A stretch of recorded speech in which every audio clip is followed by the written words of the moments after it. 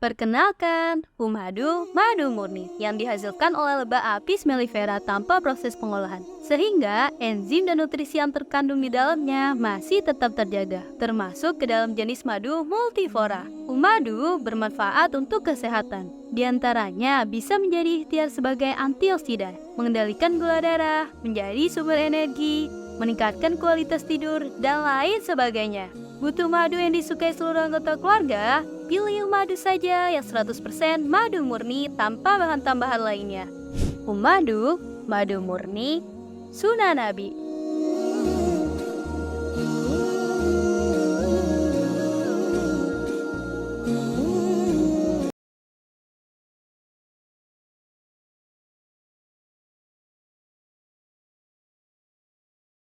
Berjalan sendiri bukanlah suatu hal yang mudah.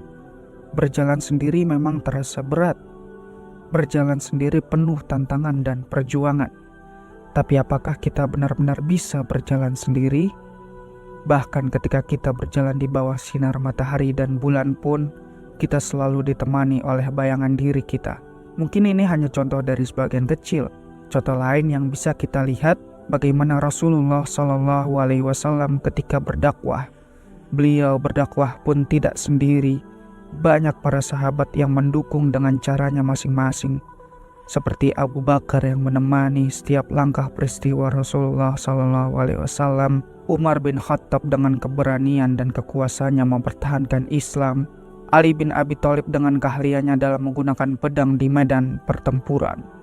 Mungkin kita belum mampu untuk berkontribusi layaknya para sahabat Rasulullah SAW, tapi dengan maha baiknya Allah Subhanahu wa Ta'ala dalam membuat skenario, Allah Subhanahu wa Ta'ala berikan satu sahabat Rasul yang bisa kita ikuti jejaknya, di mana ada satu sahabat yang berkontribusi di belakang layar.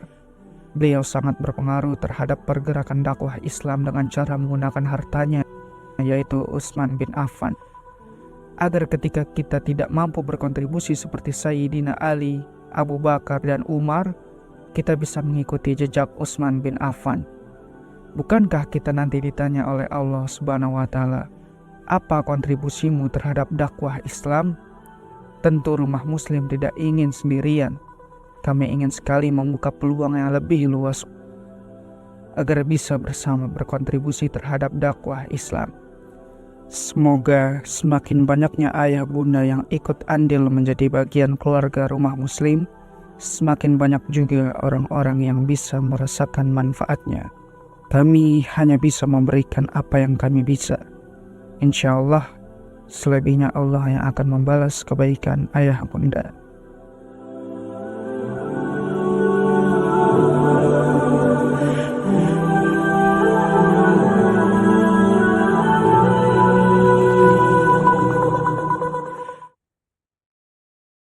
نور على مر الزمان تألقا وأضاء للدنيا طريقا مشرقا وهدى من الرحمن يهدينا به للصالحات وللمكارم والتقى نور على مر الزمان تألقا وأضاء للدنيا طريقا مشرقا وهدى من الرحمن يهدينا به للصالحات وللمكارم والتقى.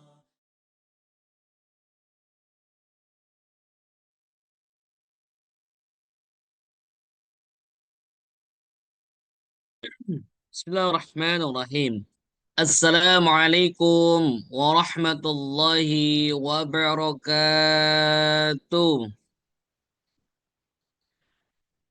A'udzu billahi minasyaitonir rajim. Bismillahirrahmanirrahim.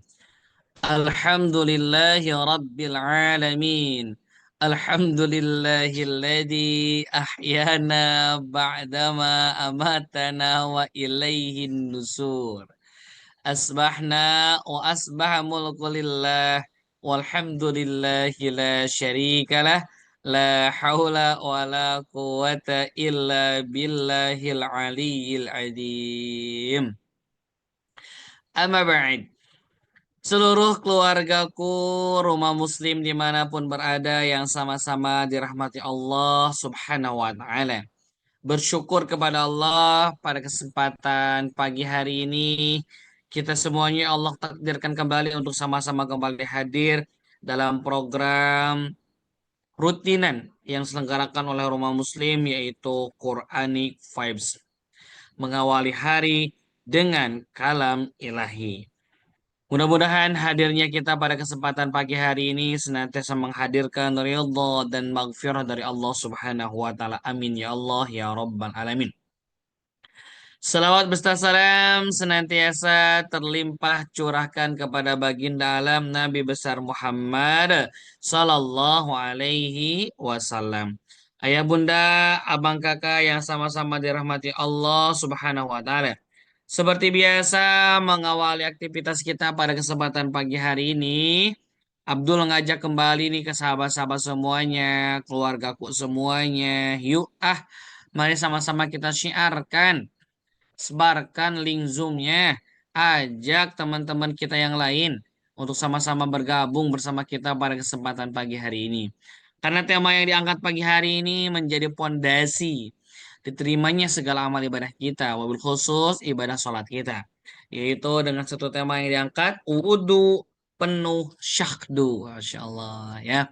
Nah mudah-mudahan lewat wudhu inilah toharoh kita, diri kita menjadikan senantiasa Allah berikan kesucian ya. Makanya yuk, sayang banget kalau ini satu hari full nih belajar bersama Umma ya. Tapi insya Allah pagi hari ini kita akan ambil vibes di halaman 108. Tentunya masih surat Al-Ma'idah. Ya. Berikutnya setelah kita men-sharekan link kepada sahabat kita, keluarga kita, bestie kita. Seperti biasa juga Abdul mengajak kepada ayah, bunda, abang, kakak semuanya nih yang sudah rutinitas menjalankan riyadhahnya setiap hari untuk sama-sama menjemput rezeki level tertinggi yaitu lewat program sedekah subuh. Ya, ya. Silakan ya kita awali kebaikan, kita awali hari-hari kita dengan kebaikan wabil khusus dengan sedekah subuh lewat nomor rekening 7266250268. Kita sama-sama berjuang yuk silih support dakwah perjalanan Roma Muslim ini. Ya, mudah-mudahan lewat sedekah yang ayah bunda abang kakak kontribusikan untuk perjalanan dakwah dari Roma Muslim ini, semoga sepanjang itu juga lah Allah terus menggelontorkan rezeki, keberkahan kepada ayah bunda abang kakak semuanya. Wabil khusus Abdul juga mengucapkan terima kasih banyak kepada keluarga besar SSD yang senantiasa menjadi garda terdepan untuk senantiasa bisa mensupport perjalanan dakwah kami di Roma Muslim ini. Mudah-mudahan lewat itu juga lah seluruh keluarga besar SSD senantiasa Allah jagain ya. Amin ya Allah ya Rabbal Alamin.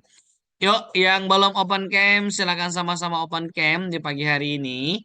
Dan aku yakin ya, tidak kurang dari 500 bahkan tembus di 600 setiap pagi di kajian Rumah Muslim ini. Maka ya, sambil nunggu on the way, teman-teman kita yang lainnya, insya Allah di pekan ini sebagai mapping ya untuk menatap tahun 2025, maka kami dari Rumah Muslim akan menggelar satu event eksklusif ya di pekan ini dengan tajuk yang diangkat adalah ini nih, set menata takdir. Masya Allah ya.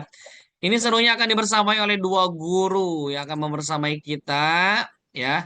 Ada Babeh Jamil dan ada juga Ustadz Muslim Al-Fatih yang insya Allah akan membersamai kita full 2 hari Sabtu dan Ahad pekan ini, ayah bunda ya 9 dan 10 ya, waktunya sama ya, merancang proposal hidup terbaik menurut versi Allah Subhanahu wa taala. Makanya jangan sampai dilewatkan nih. Tentu pembahasannya sangat seru dan menarik banget untuk kita sama-sama ikuti ya. Maka oleh sebab itu ayah bunda abang kakak semuanya nih, seperti biasa sebelum kita melanjutkan mendengarkan untayan hikmah dari gurunda kita ya untuk membahas di ayat di halaman 108 ini ya.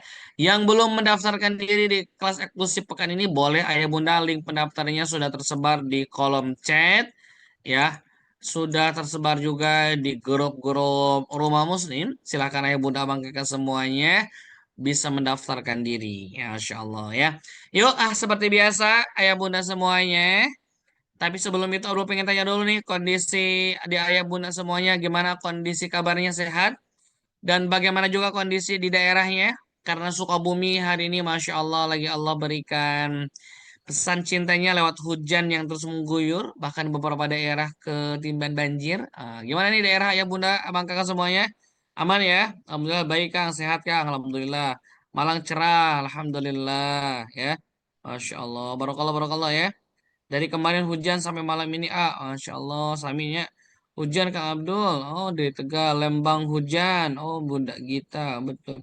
Insya Allah ya. Semoga kita jagain semuanya ya. Garut oke hujan. Alhamdulillah. Semoga apapun yang terjadi, senantiasa Allah lindungi kita semuanya ya. Allah jagain kita semuanya ya. Masya Allah, tabarakallah. Aman Kang, siap Sidoarjo, digaskan. Boleh Bapak Sidoarjo, boleh open mic-nya untuk mengawal pembacaan arti dari surat Al-Maidah di halaman 108 ini. Boleh Ayahanda Komar untuk membacakan terjemahnya terlebih dahulu. Bisa ya? Oke ya, siap. Oh, bisa Ayahanda Komar untuk open mic? Belum? Nah, sip. Oke, so monggo Ayahanda Terima kasih Kang Abdul. siap. Bismillahirrahmanirrahim. Surat Al-Maidah ayat 6 sampai 9. Siap. Di halaman 108. Wahai orang-orang yang beriman, apabila kamu tidak melaksanakan sholat, maka basuhlah wajahmu dan tanganmu sampai ke siku, dan sapulah kepalamu dan basuh kepada kedua kakimu sampai kedua mata kaki. Jika kamu sakit atau dalam perjalanan atau kembali dari tempat buang air atau bagus atau menyentuh perempuan, maka jika kamu tidak memperoleh air, maka bertayamumlah dengan debu yang baik atau suci. Usaplah wajahmu dan tanganmu dengan debu.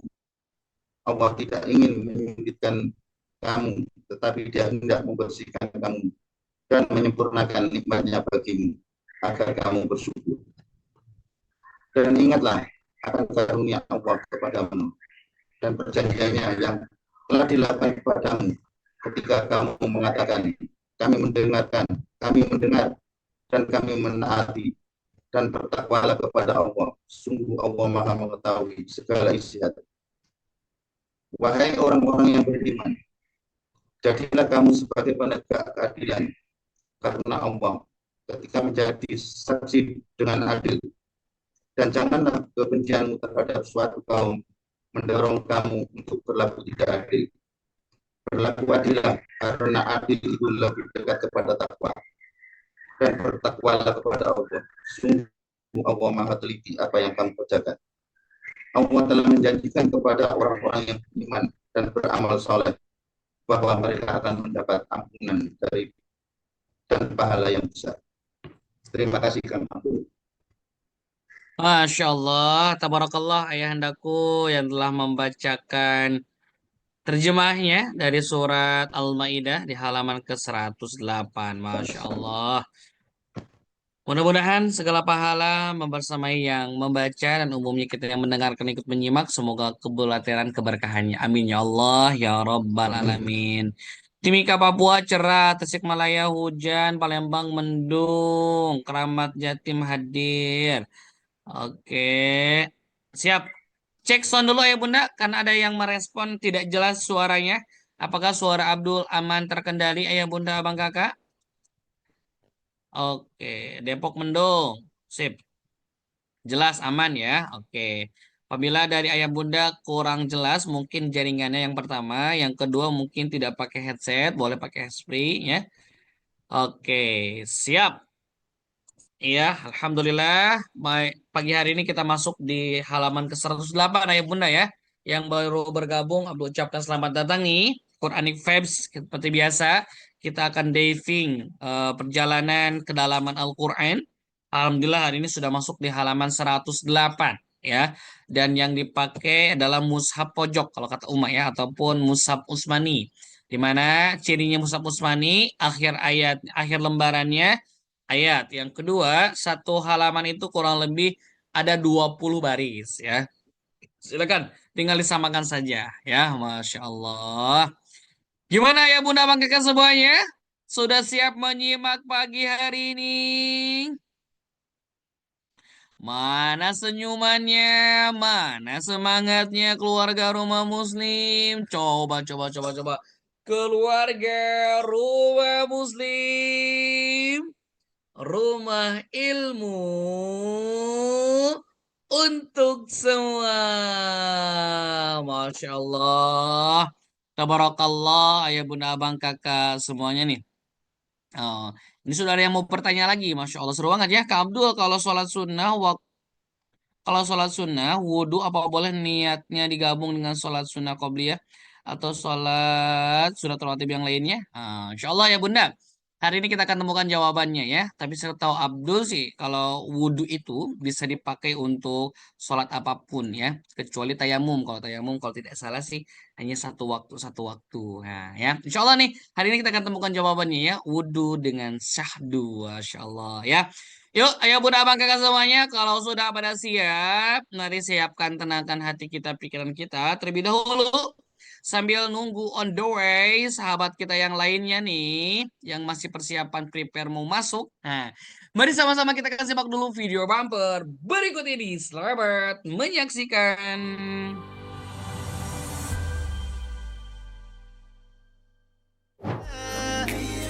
من الظلام إلى الضياء سألت حين رفعت يدي عن رحمة وسعت كل شيء في ضعف ربي أشكو إليك لكنني راض بما قضيت إن شئت قلت كن فيكون وزلت عني كل الهموم أنت الكريم وأنت الرحيم أنت السلام وأنت السميع.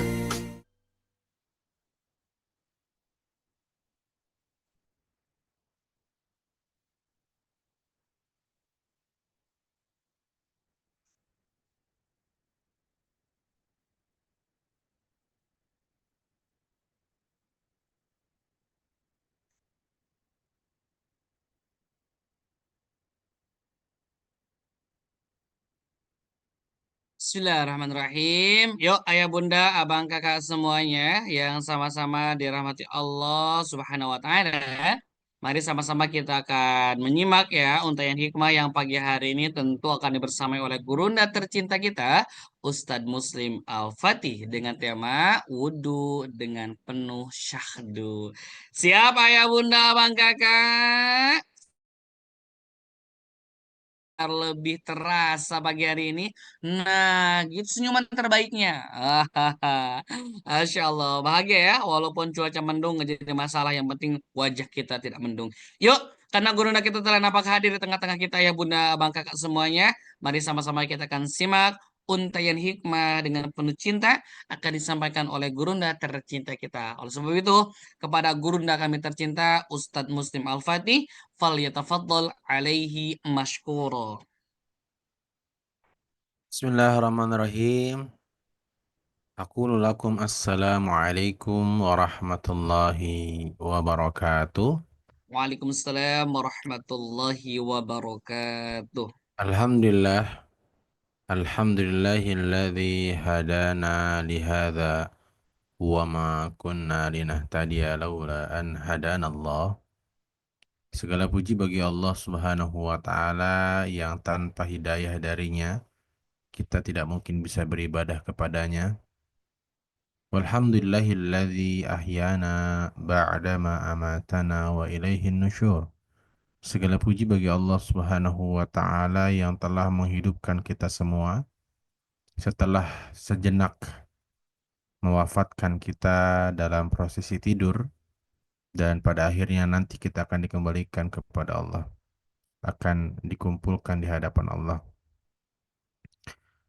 Salatu wassalamu ala nabiyyina wa karimina wa maulana Muhammadin sallallahu alaihi wasallam. Salawat serta salam terhatur untuk Nabi kita Nabi Muhammad sallallahu alaihi wasallam, sosok Nabi yang sangat mencintai umatnya. Bahkan di akhir kehidupan beliau, beliau senantiasa mengingat bagaimana nasib umatnya. Bahkan kelak di akhirat, beliaulah yang sujudnya paling panjang, berharap Allah izinkan beliau memberikan syafaat kepada sebanyak-banyak umat beliau. Dan tidak ada yang Amin. mencintai kita melebihi beliau mencintai kita. Ayah bunda, apa kabar semuanya pagi hari ini? Gimana kabarnya? Semoga semuanya dalam lindungan Allah ya. Semoga semuanya dalam kebahagiaan. Ya, karena ini masih tanggal 6, insya Allah sih wajah-wajahnya wajah-wajah masih ceria ya. Tanggal 6, nanti tanggal 7 mulai turun, mulai menderita, tanggal 8 mulai pusing, mulai habis duitnya ya. Ya biasalah. Rata-rata eh, gajinya berapa? 7 koma. Maksudnya tanggal 7 sudah koma. Tanggal 7 sudah kok koma. Makanya nggak usah banyak gaya ya. Ngaji aja insya Allah hati tenang. Begitu. Hmm. Saya sapa-sapa dulu ya, izin. Alhamdulillah selalu bahagia ya. Ada Bucut dari Depok. Wah, Depoknya mana Bucut? Nah, saya sapa-sapa yang jarang disapa ya.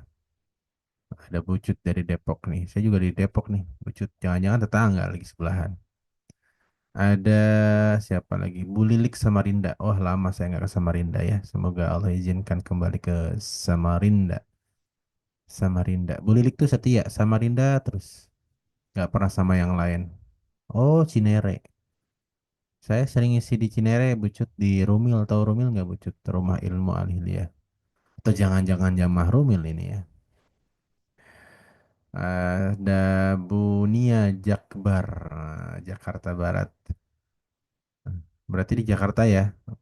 Iya. Karena ada juga perumahan. Baratnya Jakarta. Kan beda ya? Baratnya Jakarta, Tangerang ya. Ini Jakarta Barat. Oh, saya oke. Oh, tahu saya dari Rumil ya. Pucut siap. Semoga Allah izinkan istiqomah. Masya Allah. Siap, siap, siap. Ada juga siapa nih? Ada juga Bunda Titi dari Tuban. Oh, Masya Allah. Kita harus malu sama Bunda Titi ya. Beliau lagi ke Tuban aja masih on cam ya. Padahal lagi ngurusin Tuban. Oke, ada Bu Khairiyah dari Pasuruan. Ada Pak Catur. Wah, ini nggak lama tak bersua nih Pak Catur. Akhirnya muncul kembali nih. Sepertinya sedang sibuk jadi tim ses apa ya? Nah, Pak Catur, ada Pak Komar, sudah biasa Pak Komar, Masya Allah. Pecinya khas ini Pak Komar nih. Semenjak belajar fikih waris, sekarang rajin pakai peci ya. Siap-siap jadi konsultan waris sepertinya. Ada Bu Yuni dengan suami ya, yang selalu on cam. Alhamdulillah ada Bu Sabrina Valerie. Nah, Valerinya sekarang dihilangkan ya, Payakumbuh. Sepertinya ada darah-darah Belanda. Ada Bu Indri dari Papua. Oke. Beberapa bulan yang lalu saya dari Papua, Bu Indri. Dari Timika, Mimika. Ada Pak Bujang dari Jakarta, ada Ibu Nur dari Kaltara, ada Budiah, ada Buhan dari Jati dari Malang. Ayo pada on cam kawan-kawan supaya kita saling sapa, saling kenal karena Salah satu keberkahan pengajian adalah bisa saling mendoakan. Ya, ada Bu Nur Hayati dari Cikarang yang sedang on the way, Masya Allah. Ya, luar biasa ya, jam 6 kurang sudah on the way, luar biasa. Semangat mengantarkan anak-anaknya sekolah ya, Masya Allah. Memang anak sekolah sekarang pagi-pagi banget ya. Iya, ayam kalah kalah pagi ya. Ada Bu Pipih, ada Bu Nisma. Saya berusaha menghafal kawan-kawan ya, jadi izin saya menyapa yang on cam karena saya berharap bisa menghafal wajah-wajah Anda. Nanti di akhirat kalau nggak ada saya cariin. Iya, pede banget ya. Iya kan orang beriman tuh harus yakin dengan janji Allah. Saya banyak dosa tapi saya yakin Allah Maha Pengasih lagi Maha Penyayang. Ayo yang pengen wajahnya dihafalin, ayo pada on cam sebisa mungkin. Sambil masak Ustaz tidak pakai hijab. Emang nggak boleh masak pakai hijab kan boleh. Ya, sambil masak apa apa yang penting pakai hijab. Ya, ayo pada on cam biar nanti di akhirat kalau ketemu nyapa gitu ya. Jangan sampai Anda nyapa saya Ustaz Muslim. Saya bilang apa? Siapa ya? Ini jamaah rumah Muslim. Oh, nggak pernah on cam ya? Iya, makanya saya nggak ingat kan. Makanya yang rajin on cam ya. Banyak loh di sini orang-orang yang nggak pernah ketemu saya secara offline, tapi saya hafal. Pak Bujang tuh pernah ketemu, oh pernah ya Pak Bujang ya. Siapa? Pak Komar pernah nggak Pak Komar? Ketemu offline? Nggak pernah ya Pak Komar ya? Nggak pernah, tapi yo hafal wajah Pak Komar. Merem aja terbayang-bayang, ya, terngiang-ngiang di pikiran ya. Apalagi setelah tahu martabaknya makin terngiang-ngiang tuh. Ya, ayo rajin on cam. Banyak wajah-wajah di sini yang Bu Juni dari Padang tuh saya jarang ketemu nih. Sekali ya ketemu Bu Juni ya di Padang ya Bu Juni ya. Apa nggak pernah Bu Juni? Ya, tapi saya ke Padang sudah 3 kali dan beberapa kali sepertinya lihat Bu Juni. Atau mungkin wajah Bu Juni itu Padang banget sih ya. Semua orang di Padang mirip Bu Juni wajahnya. Siap, siap. Oke. Jadi kawan-kawan setiap pagi ya hari Senin sampai hari Jumat kita mengundang beberapa pemateri insya Allah untuk mengisi pengajian di Quranic Vibes mengawali hari dengan kalam ilahi sehingga setiap pagi ini kita istiqomah halaman demi halaman. Harapannya tuh sampai khatam kawan-kawan. Ya, karena kita sebagai orang Islam malu kita menjadikan Quran sebagai pedoman, tapi banyak di antara kita yang nggak ngerti isinya, ya, nggak ngerti isinya, betul tidak? Iya, sehingga ya sekedar bacaan saja, sehingga yuk bareng-bareng kita belajar, sebarkan linknya ke sebanyak orang, free access, siapapun boleh belajar, lintas partai, Anda mau partai manapun, mau pendukung gubernur manapun boleh, ya. Anda mau dukung paslon 1, 2, atau 3 terserah Anda yang penting ngaji gitu ya karena setiap kita akan mempertanggungjawabkan pilihan kita masing-masing dan insya Allah semuanya baik jika semuanya mendoakan kebaikan. Oke, sekarang kita sudah sampai halaman berapa? Ke Malang sudah pernah belum? Oh sering Bunda ke Malang. Saya ke Malang sudah berapa kali ya? 3 kali sepertinya. Insya Allah pekan ini ke Padang nih. Ayo kawan-kawan Padang ya merapat. Yang sudah merapat mendekat. Insya Allah hari Jumat lusa saya ke Padang. Ada yang dari Padang di sini? Bu Rahmat Jelita insya Allah ketemu di Padang ya. Alhamdulillah Allah izinkan saya berangkat ya Allah takdirkan. Oh aslinya Padang. Oh, Pak Bujang aslinya Padang berarti sekarang lagi palsu ya Pak Bujang ya. Nggak belum merantau. Beliau tuh orang Padang yang merantau makanya ada lagunya kan. Karena Pak Bujang orang Padang yang nggak pulang-pulang ada lagunya. Udah. Itu di warung makan Padang tuh manggil Pak Bujang tuh. Nah, Anda kalau Jumat kapan? Jumat ini, Bu, di Hotel ZHM di Kota Padangnya. Nah, silahkan datangi. Insya Allah bertemu dengan saya dan beberapa guru yang lain dengan ratusan peserta. Sudah terdaftar ratusan. Jadi silahkan kawan-kawan. Semoga ketemu di bandara. Oh di bandara, Bunda. Insya Allah lah ya. Di tengah kota. Acaranya di tengah kota. di tengah kota tapi di pinggir jalan, Pak Ujang ya. Ya, di tengah kota tapi di pinggir jalan karena kalau di tengah jalan kan mengganggu orang lain. Oke, pesertanya dari mana-mana. Besok itu gathering kawan-kawan di Padang, jadi pesertanya dari Sabang sampai Merauke. Alumni kelas-kelas yang pernah saya isi. Jadi insya Allah ketemuan di sana. Kemarin suami saya mau ngasih batu tambang, Pak Ustadz. Oh, oke. Oh, suaminya Bu Indri ternyata yang pas saya di Timika, Papua ya. Cuman nggak sempat ketemu ya Bu Indri ya. Iya, ya insya Allah nanti saya ke Timika lagi bisa lah. Mm-mm. Betul. Mau ngasih batu. Ya. Mau ngasih batu 3 truk kan bisa jadi rumah. Bukan ya, batu sana, batu Tembagapura. Insya Allah. Oke kawan-kawan, karena sudah on the way 400 partisipan, yuk kita mulai ngajinya. Silahkan dibuka Al-Qur'annya, mushafnya. Usahakan yang standar supaya sama halamannya, tapi kalaupun tidak sama ya nggak apa-apa, buka saja ayatnya. Halaman ke 108, halaman 108.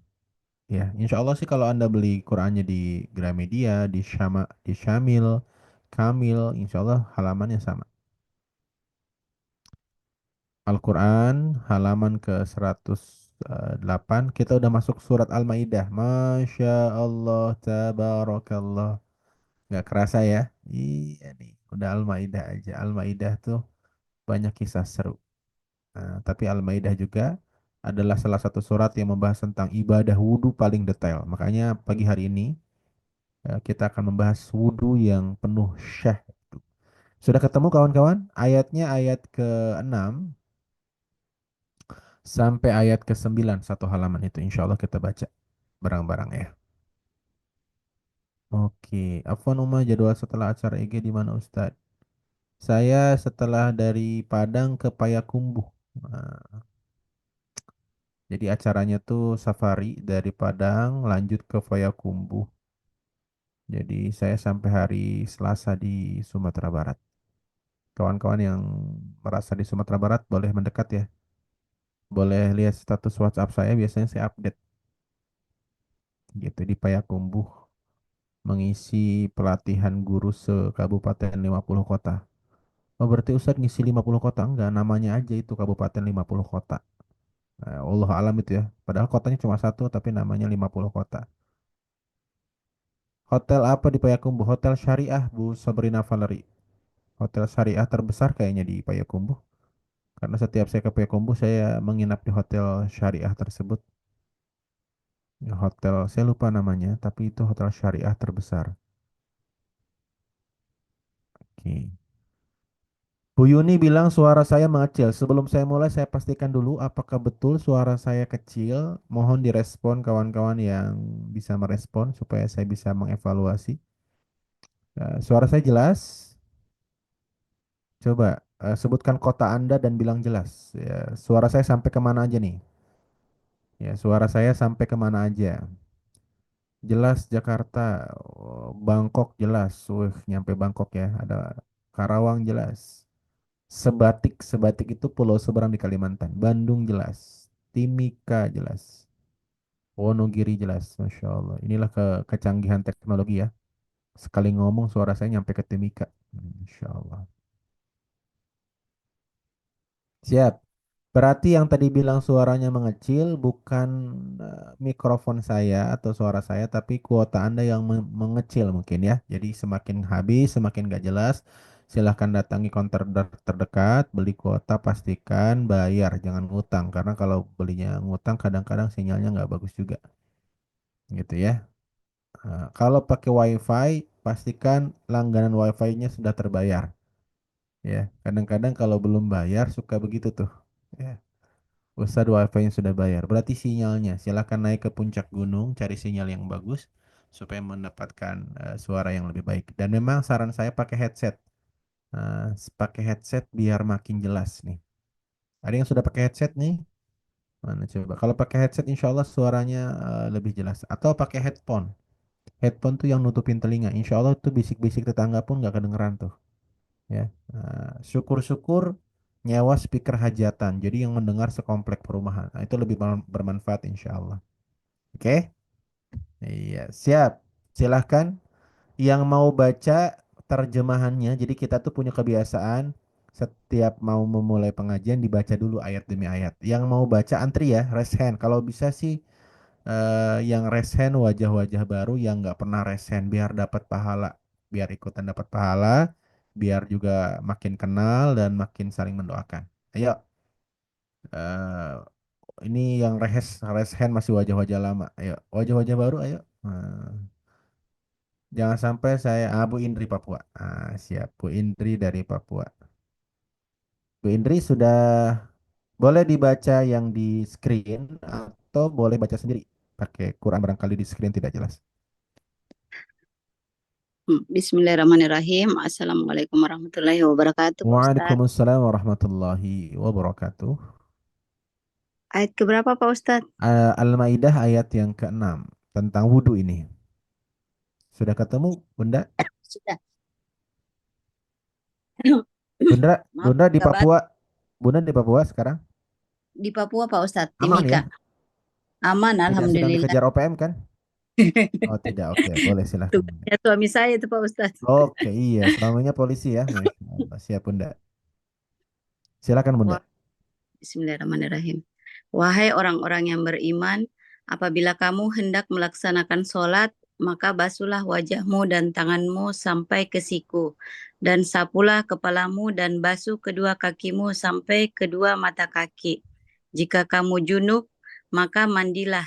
Dan jika kamu sakit atau dalam perjalanan atau kembali dari tempat buang air, dalam kurung kakus, atau menyentuh perempuan, maka jika kamu tidak memperoleh air, maka bertayamunlah dengan debu yang baik atau suci. Usaplah wajahmu dan tanganmu dengan debu. Itu Allah tidak ingin menyulitkan kamu, tetapi Dia hendak membersihkan kamu dan menyempurnakan nikmatnya bagimu, agar kamu bersyukur.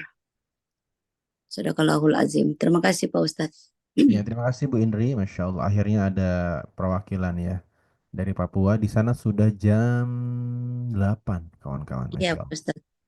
Terima kasih Bu Indri. Semoga Allah izinkan kita ketemu lagi ya di Papua. Allah Subhanahu wa taala berfirman, "Ya ayyuhalladzina amanu." Masih ingat gak kalau ada ayat didahului dengan ya ayyuhalladzina amanu? Wahai orang-orang beriman. Biasanya ayat itu selanjutnya membahas tentang apa? Boleh dijawab di kolom chat ini. Ini sering saya ulang-ulang ya. Kalau ada ayat didahului dengan ya ayyuhalladzina amanu, wahai orang-orang yang beriman, biasanya ayat selanjutnya apa? Betul sekali. Biasanya ayat selanjutnya tentang syariat. Kalau tidak perintah, isinya larangan. Nah, sekarang kalau di surat Al-Maidah ayat yang 6 ini tentang apa? Tentang perintah sekaligus larangan ya. Perintah wudhu dan larangan, beberapa larangan pembatal wudhu.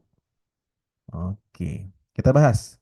A'udzubillahi minasyaitonirrajim. Ya ayyuhalladzina amanu. Wahai orang-orang beriman, idza qumtum ilas salati, jika kalian hendak salat, faghsilu wujuhakum, maka basuhlah wujuhakum, wajah kalian. Jadi yang wajib dibasuh dalam wudhu adalah yang pertama wajah. Kumur-kumur sunnah. Istinsyak istinsar, tahu istinsyak istinsar? Memasukkan air ke hidung dan mengeluarkan itu pun sunnah. Makanya dalam Al-Quran tidak dibahas itu. Yang dibahas adalah hal-hal yang wajib. Wajah. Sekarang pertanyaannya, wajah itu di mana? Wajah itu mana? Wajah tuh batasannya dari mana ke mana? Coba, batasan wajah atas itu disebut wajah sampai mana? Ini sering saya ulang-ulang karena banyak di antara kaum muslimin yang wudunya tidak benar karena wajahnya semuanya tidak terbasuh. Padahal wajah itu wajib sehingga satu jengkal saja, satu titik saja wajahmu tidak terkena air maka tidak sah wudumu. Nah, maka di mana batas wajah? Jawabannya kalau bagian atas itu tempat tumbuhnya rambut. Jadi dahi masih wajah. Makanya ada yang wajahnya luas, ada yang wajahnya standar. Tahu wajahnya luas? Iya, rambutnya tumbuhnya di tengah-tengah kepala. Nah, berarti wajahnya luas, berarti wudhunya harus sungguh-sungguh. Kenapa? Karena kalau tidak terbasuh satu jengkal saja, tidak sah wudhunya karena wajah itu wajib. wajah itu rukun, jadi bagian atas sampai tempat tumbuhnya rambut. Bukan sampai rambut. Kalau rambutnya pas lagi dicukur kan tidak ada rambutnya. Ya, bukan bukan bukan rambut ya, tapi tempat tumbuh. Deddy Corbuzier wudhunya sampai belakang dong karena nggak ada rambutnya. Nggak begitu konsepnya. Jadi wudhunya kepala bagian atas tuh sampai tempat tumbuhnya rambut. Kan walaupun orang tuh botak kan pernah tumbuh rambut. Nah dari situlah wajah. Bagian bawah sampai mana? Bagian bawah sampai mana? Mana wajah? Nah, dagu termasuk wajah kawan-kawan. Makanya Nabi itu kalau wudhu bagian muka beliau menyela-nyela jenggotnya karena jenggot beliau masukkan ke wajah. Makanya ibu-ibu kalau pakai kerudung lehernya jangan kelihatan. Mas, sekarang kerudung model-model memang ya luar biasa. Ada kerudung model Sakaratul Maut. Anda tahu kerudung model Sakaratul Maut yang dipakai dililit-lilit ya, yang kalau ditarik kecekek itu namanya kerudung hijab Sakaratul Maut. Gitu ya. Ketarik langsung kecekek mati itu. Nah, termasuk punuk unta. Punuk unta itu dilarang oleh Nabi. Apa sih kerudung punuk unta? Jadi kalau Anda pakai kerudung, kalau Anda rambutnya panjang, digelungnya jangan ke atas. Jadi kelihatan ada punuk unta. Dan memang di bangsa dulu itu termasuk kebanggaan wanita Arab ya. Jadi wanita Arab tuh kalau Anda tahu Jini ya, film Jini oh Jini tuh. Nah, jadi wanita Arab itu budayanya tuh suka menyanggul menyanggul rambut ke atas. Tapi memang nggak pakai kerudung. Jadi salah banget ya kalau kerudung budaya Arab. Karena Arab itu tidak mengenal budaya kerudung. Arab itu budayanya apa? Tari perut. Jadi Arab itu justru tidak berkerudung. Islam lah yang kemudian mensyariatkan kerudung di tanah Arab. Karena aslinya budaya Arab itu tidak pakai kerudung, kawan-kawan. Aslinya budaya Arab itu perutnya kelihatan. Ya, apa tidak berhijab. Jadi yang pertama wajah. Bawah dagu, atas tempat tumbuhnya rambut, kiri sampai telinga. Ya, sampai telinga. Itulah wajah. Sudah saya ajarkan belum cara membasuh wajah? Ini banyak yang belum belum paham ya. Saya bahas sedikit ya, walaupun ini bukan kelas fikih karena ayatnya tentang fikih nggak apa-apa. Kawan-kawan, berapa sunnahnya membasuh wajah? Berapa kali? Jawab di kolom chat. Berapa sunnahnya? Ah, 3 kali. Dihitung 3 kali itu gimana sih? Nah, ini yang banyak keliru. Banyak orang ngitung 3 kali itu gini. Ini bukan wudhu, ini skincarean. Jadi kalau wudhu itu dihitung sekali setelah semua bagian wajah terbasuh. Itu sekali. Saya ulangi ya. Dihitung sekali ketika semua bagian wajah terbasuh itu sekali. Jadi walaupun Anda menggosok 100 kali, kalau belum membasuh semua bagian wajah belum dihitung satu. Faham tidak? Jadi jangan begini. Satu, dua, tiga itu satu. Nah, makanya saya ajari gimana gimana ambil, taruh, lihat-lihat. Saya ajarin deh. Mau saya ajarin apa nggak usah? Terserah Anda. Mau saya ajarin. Kalau nggak usah, kita bahas hikmahnya aja. Karena sebenarnya pengajian pagi hari ini kan pengajian hikmah ya. Cuman ya saya khawatir masih banyak yang salah. Nah, supaya semua bagian wajah kena, begini caranya. Lihat, kelihatan nggak? Kelihatan tidak, jawab dulu di kolom chat. Kelihatan nggak?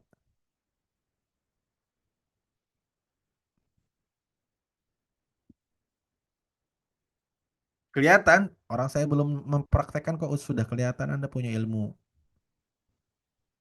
pancasona sepertinya ya. Oke, ambil air wudhu. Lihat, ambil air wudhu. Kan gini nih. Bagian pergelangan taruh di dagu. Terus tiup. Bukan dong, masa ditiup? Ya, masa wudhu ditiup? Ya. Ulangi, ulangi. Taruh di dagu. Nah, biarkan itu, biarkan menempel di bagian sini nih. Karena bagian sini nih, ini berpotensi tidak terkena air, maka pastikan basuh dulu bagian-bagian yang berpotensi tidak kena air. Ambil, taruh jari tengahnya di bawah mata, jari tengah. Coba mana jari tengahnya, mana jari tengahnya, mana jari tengahnya, mana jari tengahnya. Astagfirullahaladzim, jangan begini juga dong. Jari tengah, jari tengah. Ada? Oke, jari tengah ditaruh di mata bawah. Karena di sini nih sering nggak kena air. Karena gini-gini nih, ini nggak ngalir nih air ke sini. Dan ini tuh wajah, ini wajah bukan? Jawab, ini wajah bukan? Ini yang saya tunjuk wajah bukan? Hmm? Hidung. Ah, hidung bagian dari wajah. Jadi kalau hidungmu tak terkena air, wudumu tidak sah, sholatmu tidak sah. Paham? Maka lihat, ambil, taruh di tengah. Nah, ini udah kena nih. Apalagi bagian yang berpotensi tidak kena, bagian atas. Ini nih, sering banget kelewat. Ambil, tarik ke atas, tarik ke atas. Sampai kena ujung, tarik ke atas. Ulangi ya, ambil, pluk, tarik ke atas. Tarik ke bagian atas. Sudah? Sudah? Jawab. Sudah? Kalau sudah, diratakan ke samping muka. Terakhir, jenggot.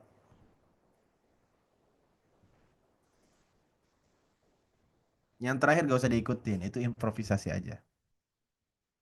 Bisa dipahami? Coba diulangi. Islam sudah 45 tahun, wudhu masih nggak benar. Ayo ulangi. Bu, Pak, sebenarnya gini, saya ulangi ya, saya disclaimer dulu. Sebenarnya tuh wudhu membasuh muka tuh bebas sebenarnya. Cuman yang saya ajari supaya bagian-bagian muka yang berpotensi tidak kena air. Gimana caranya? Lihat, ambil air, taruh di dagu, plek, nempel nih di sini nih. Jadi tengahnya di sini. Kenapa di sini? Di sini nih kalau Anda gusuk-gusuk doang, ini nggak kena air. Kalau Anda gosok, masalahnya di sini kan cekung nih. Kalau cekung Anda gini-gini, nggak kena air, saudara. Paham? Maka ambil, taruh di sini. Setelah taruh di sini, jari tengahnya ke atas, set. Nah, sehingga ujung kepala nih, ujung muka nih kena juga. Karena ini setitik aja nggak kena air, wudhunya nggak sah. Anda apa namanya sujud ruku tidak sah. Nah, setelah ini, apalagi yang berpotensi tidak kena air? Ah, sini nih. Ini berpotensi tidak kena air. Maka diambil dulu. Ambil, set, satu. Ambil lagi. Nah, nanti sunahnya digosok-gosok. Digosok-gosok tuh gini.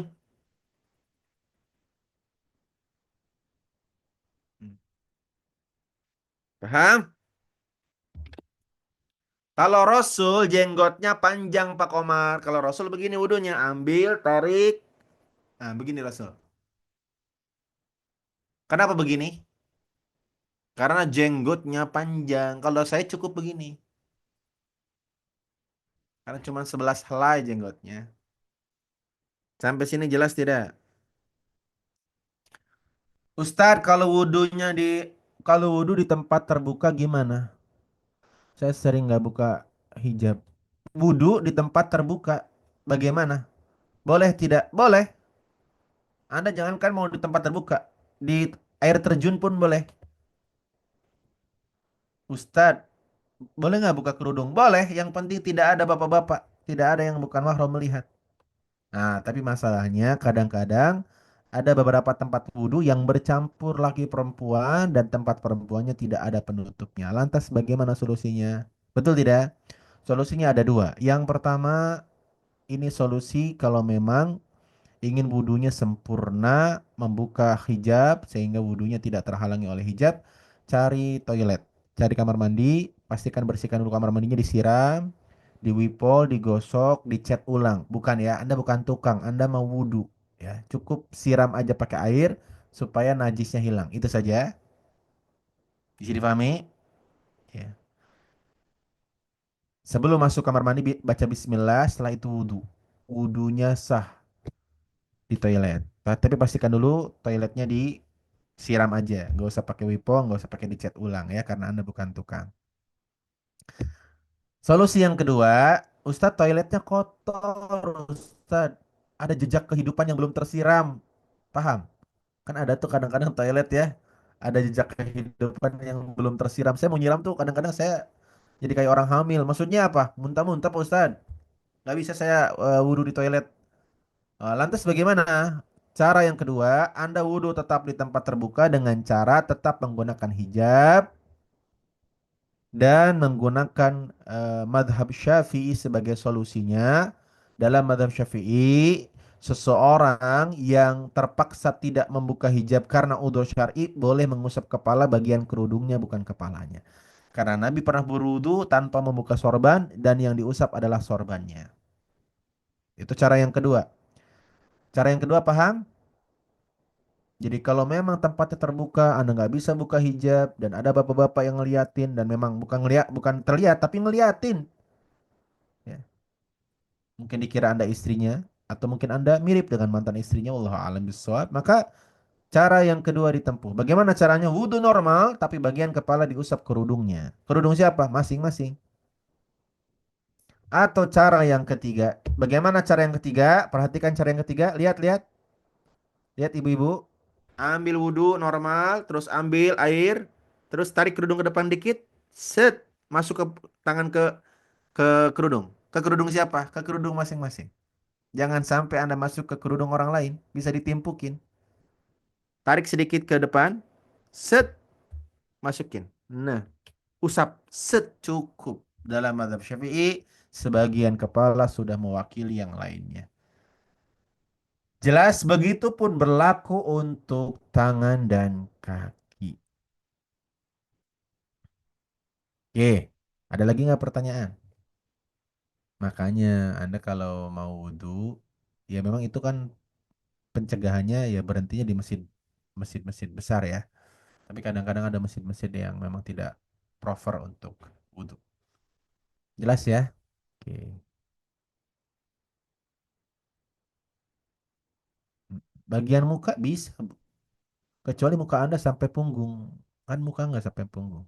Kan muka sampai sini doang. Bisa lah insya Allah ya.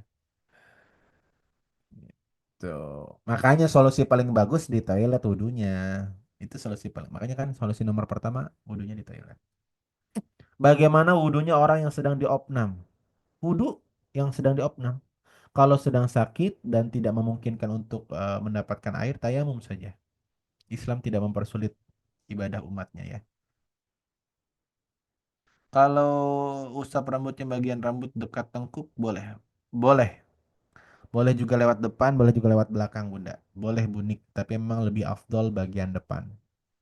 Maksudnya bunik tuh boleh nggak masukin tangannya ke belakang gitu. Jadi yang diusap kepala rambut boleh. Yang penting sebagian dapat.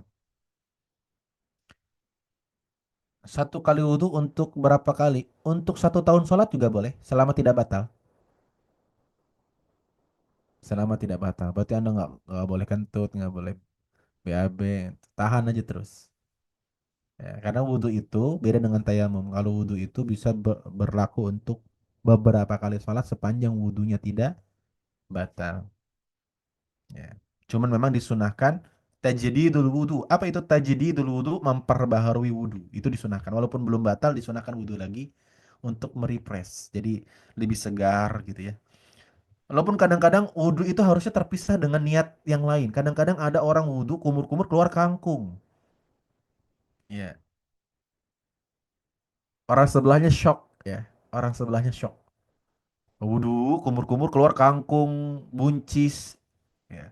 Makanya disunahkan sebelum wudhu tuh gosok gigi biar udah bersih dulu. Ini ada orang wudhu kumur-kumur keluar kangkung. Mana sendawanya gede banget lagi, bawa lele kan itu mengganggu orang lain. Paham?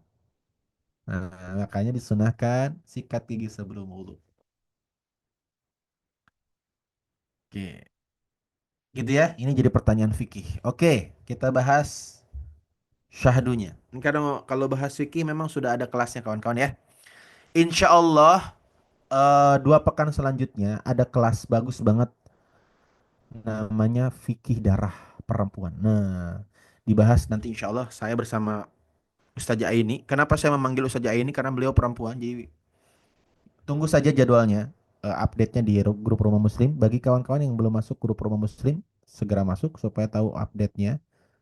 Kenapa penting tentang fikih darah? Karena banyak wanita yang belum mengerti tentang darahnya sendiri. Betul tidak? Ada nggak di sini yang pernah headnya itu PHP? Tahu head PHP? Muncul pagi, siangnya berhenti. Sorenya muncul lagi. Ya. Itu head Gen Z. Maksudnya apa? Head labil. Masih labil tuh headnya. Ya. Betul, Ustazah Aini pakarnya. Kami undang langsung Bu Ain, sama-sama Ain ya namanya ya. Insya Allah kita beliau mengisi. Siap ikutan? Nah, nanti ditunggu informasinya di grup. Oke.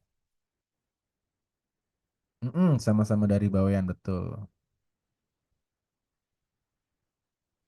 Oke kawan-kawan, sekarang kita bahas rasanya. Apa sih yang harus kita hadirkan? Rasa apa yang harus kita hadirkan saat wudhu? Kawan-kawan, Nabi Muhammad Shallallahu Alaihi Wasallam bersabda, setiap wudhu Allah mengampuni dosa-dosa kita sampai tetesan terakhir yang menetes dari anggota wudhu kita.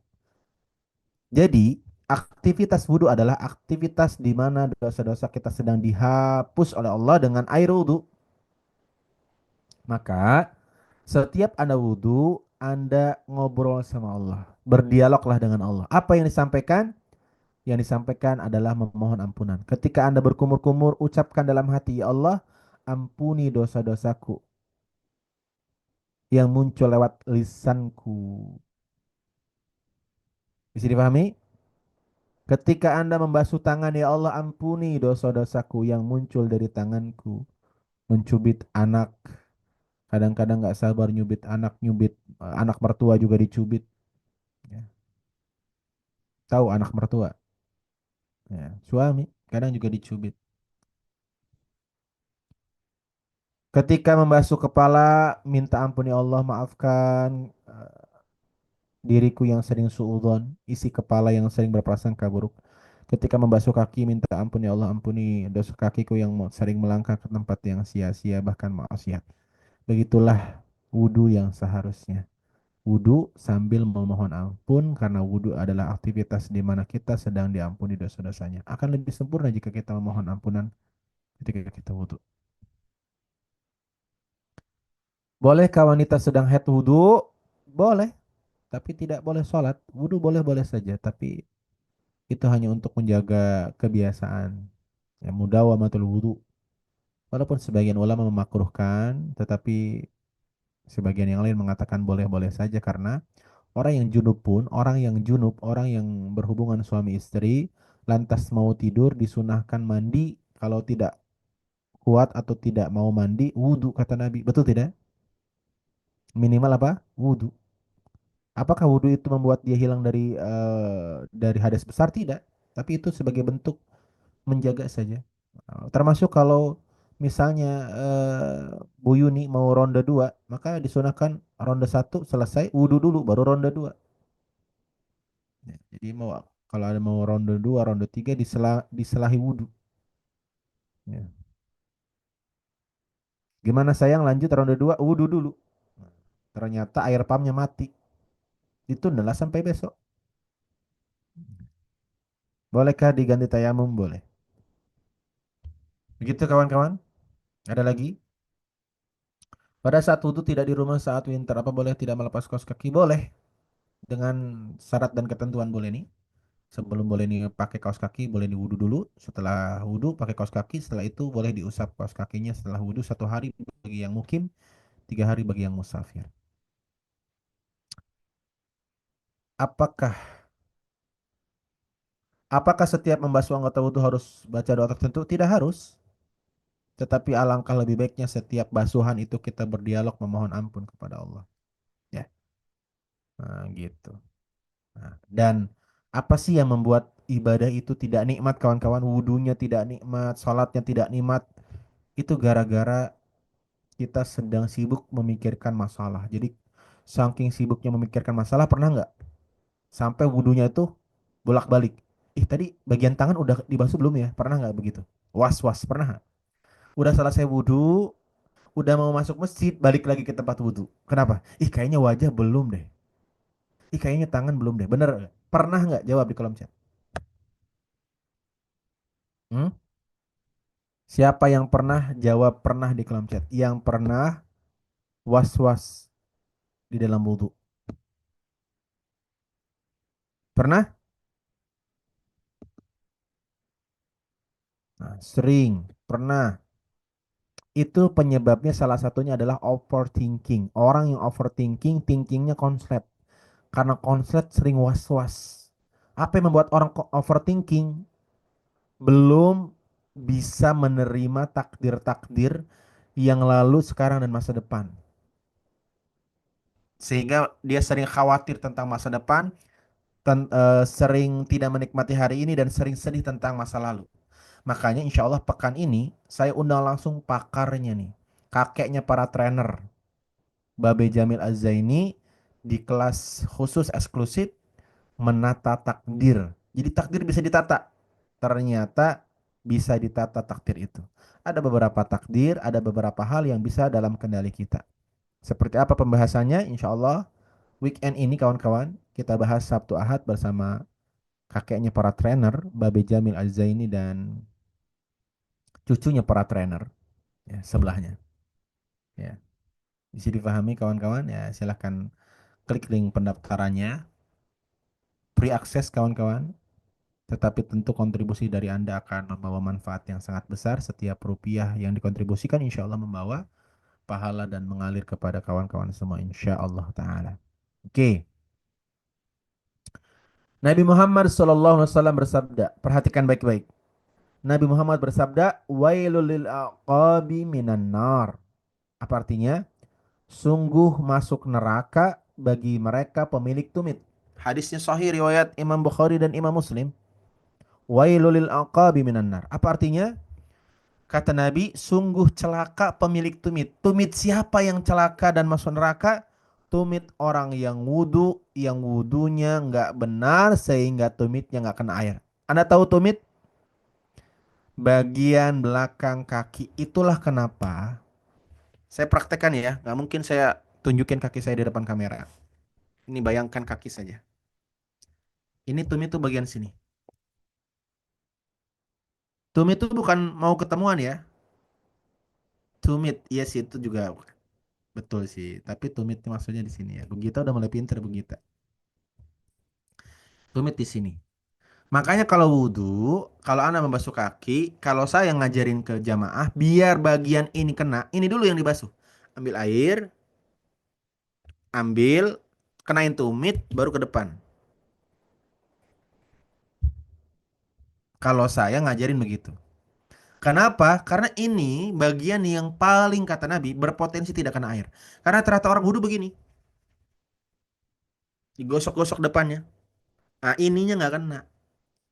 Saking banyaknya yang nggak kena sampai diancam neraka oleh Nabi. Karena kalau wudhunya tidak sah, salatnya tidak sah. Kalau salatnya tidak sah, amal yang lain tidak sah. Amal yang lain sia-sia. Makanya kalau wudhu, ambil air yang pertama dibasuh ini dulu. Ambil, gosok, baru ke depan. Mau ke depan ke bawah boleh, mau ke depan ke belakang ke atas boleh. Bisa difahami? Jawab di kolom chat bisa difahami. Kalau tidak paham, bilang tidak paham biar saya tutup pengajiannya. Ya. Berkali-kali diajarin tidak paham. Oh, enggak ya, kalau tidak paham saya ulangi. Paham? Nah, jujur selama ini kalau basuh kaki, depannya dulu apa tumitnya dulu? Selama ini kalau wudhu basuh kaki, depannya dulu apa tumitnya dulu? Nah, saran saya tumitnya dulu. Walaupun boleh dari depan dulu, boleh. Tapi saran saya dari tumit dulu karena bagian tumit adalah bagian yang diancam oleh Nabi saking seringnya terlewat. Oke?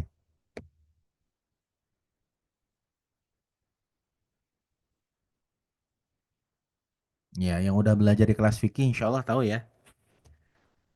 Adakah kelas fikih Ustadz? Ada khusus kelas fikih. Kalau pagi hari ini kita bahas Quran. Karena qadarullah Allah takdirkan bahas ayat wudhu ya kita sedikit bahas wudhu. Jadi untuk bagian kaki diusap bukan dibasuh. Dibasuh kan air nih. Nah, jadi yang dibasuh pertama kali itu bagian tumit dulu, baru yang lain. Digosok baru ke depan. Dibasuh. Apa bedanya dibasuh dan diusap? Kalau diusap tanpa air yang mengalir, kalau dibasuh dengan air yang mengalir. Itu bedanya. Teknisnya sama. Cuman bedanya kalau diusap kepala itu, Anda nggak boleh kepala ditaruh di bawah keran tuh. Kan ada tuh anak kecil biasanya. Wudhu sekaligus kalau bulan puasa tuh. Nah, jadi kepala itu diusap bukan dibasuh. Oke? Jelas? Nah, jadi setiap wudhu tolong perhatikan beberapa hal. Yang pertama bagian wajah, yang kedua bagian kaki. Yang ketiga, wudhu kaki itu dibasuh bukan diusap. Berarti kalau dibasuh itu pakai air. Kalau diusap gak ada airnya. Kalau dialiri keran gimana Ustaz? Boleh, tapi sunahnya digosok. Digosok-gosok.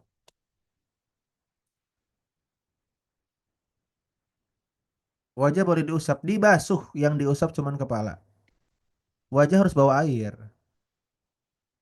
Hidung, hidung gimana Bunda? Hidung termasuk wajah. Ada yang bilang dibasuh itu cuma disiram, betul.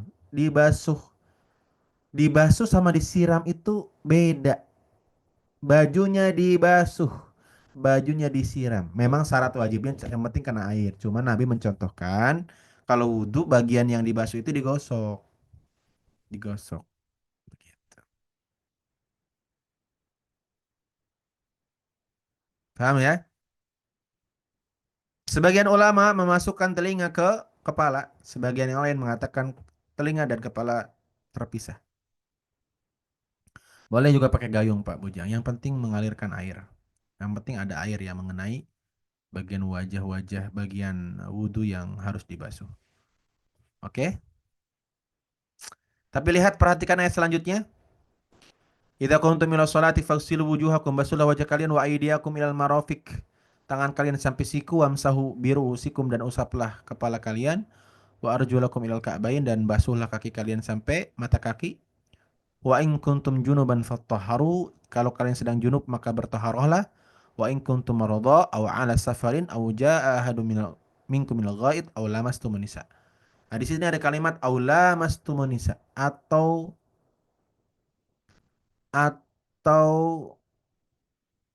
menyentuh perempuan. Nah, makanya kalau Anda baca terjemahannya lamastum di situ menyentuh. Makanya dalam madhab Syafi'i menyentuh perempuan itu, makanya ada yang nanya begini, Ustadz, nyentuh istri itu batal wudhu nggak sih?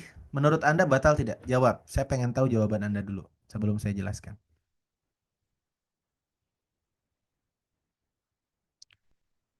Menyentuh istri batal atau tidak? Jawabannya istri siapa dulu? Harus jelas. Ya, ya. Kalau yang Anda sentuh istri tetangga, yang batal bukan cuma wudhunya, pernikahan Anda bisa batal. Karena istrinya ngamuk-ngamuk, minta dicerai. Nah, makanya harus dipastikan dulu istri siapa. Kalau istri sendiri bagaimana? Kalau istri sendiri dalam madhab Syafi'i batal. Dalam madhab Syafi'i batal. Karena istri itu bukan mahram. Ini banyak yang salah paham ya. Istri itu bukan mahram. Karena bukan mahram lah dia boleh dinikahi. Mahram itu artinya apa sih? Orang-orang yang haram dinikahi. Istri itu bukan mahram yang dihalalkan dengan pernikahan. Jadi istri itu bukan mahram kawan-kawan ya. Kalau mahram berarti haram dinikahi. Yang mahram siapa? Bapak nih mahram. Kenapa mahram? Karena bapak nggak boleh nikah sama anak. Paham? Ya. Terus siapa lagi yang mahram?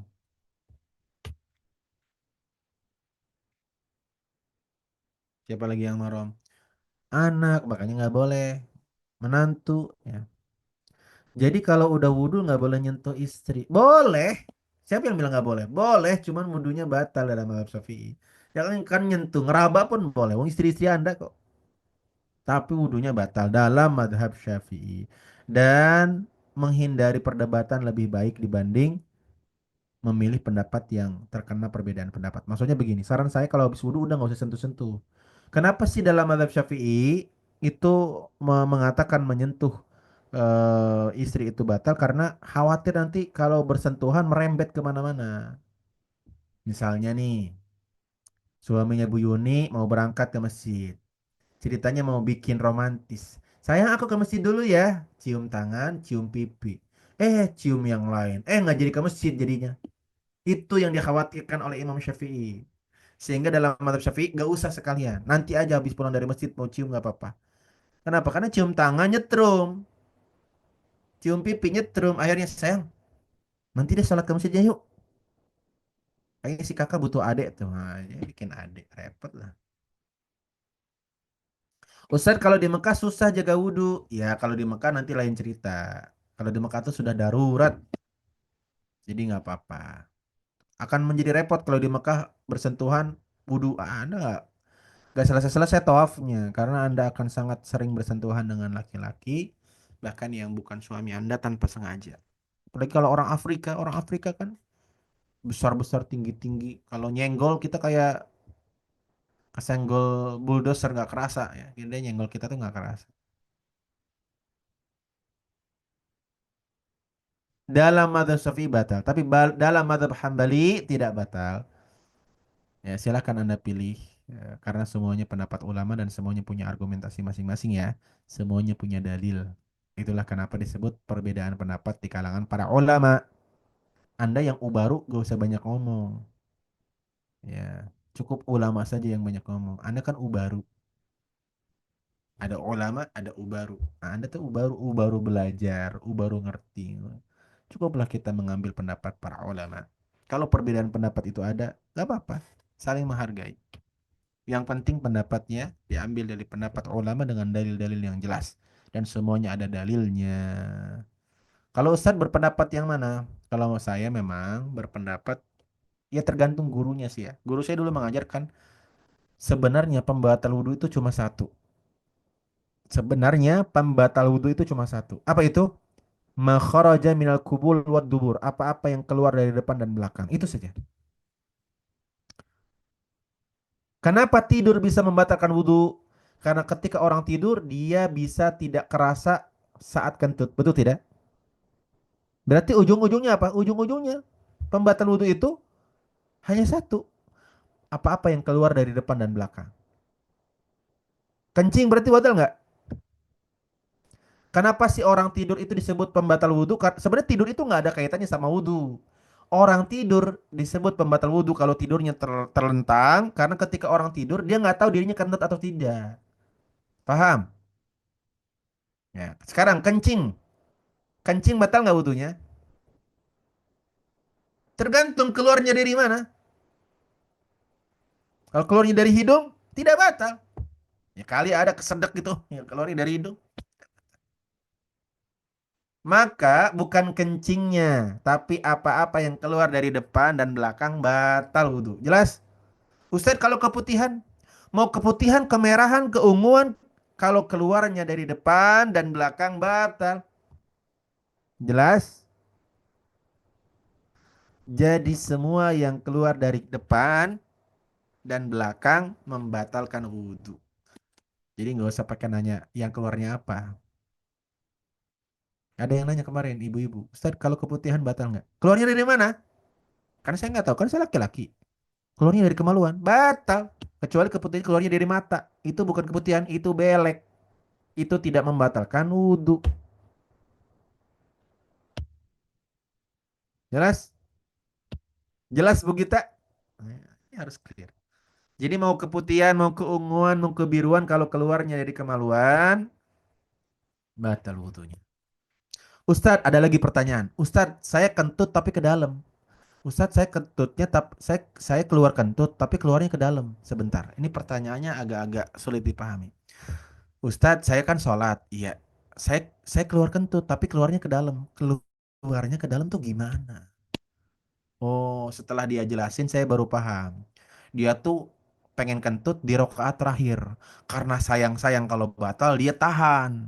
Karena mau salam kan. Karena dia tahan keluarnya ke dalam belebek belebek belebek. Kalau ke dalam belum keluar berarti marimar. Disebut keluar itu setelah lewat dari dubur. Kalau ke dalam berarti nggak keluar, berarti sholatnya sah, tapi makruh. Kenapa makruh? Karena menahan kentut itu mengurangi pahala sholat. Ini kebiasaan ibu-ibu nih. Sayang Ustadz, soalnya tinggal tinggal rakaat terakhir Ustadz. Ini kalau saya batalin, oh ngulang lagi dari awal. Berapa lama sih kalau ngulang dari awal berapa menit sih? Emang selama apa gitu loh. Udah sih batalin aja, cuman batalin jangan di situ. Jangan di masjid, ke toilet dulu baru buang. Batalin di masjid. Yang batal cuma cuman Anda, yang lain juga batal. Kenapa? Mabok, bubar jamaahnya. Makanya kalau Anda pengen kentut, batalin dulu, baru ke toilet kentut. Itulah kenapa bapak-bapak, siapa di sini yang suaminya kalau pulang dari masjid baru nyampe pintu langsung kentut? Siapa? Buka pintu, Assalamualaikum, Dud. Kenapa sih? Karena itu sudah dia tahan dari masjid. Karena nggak enak sama jamaah.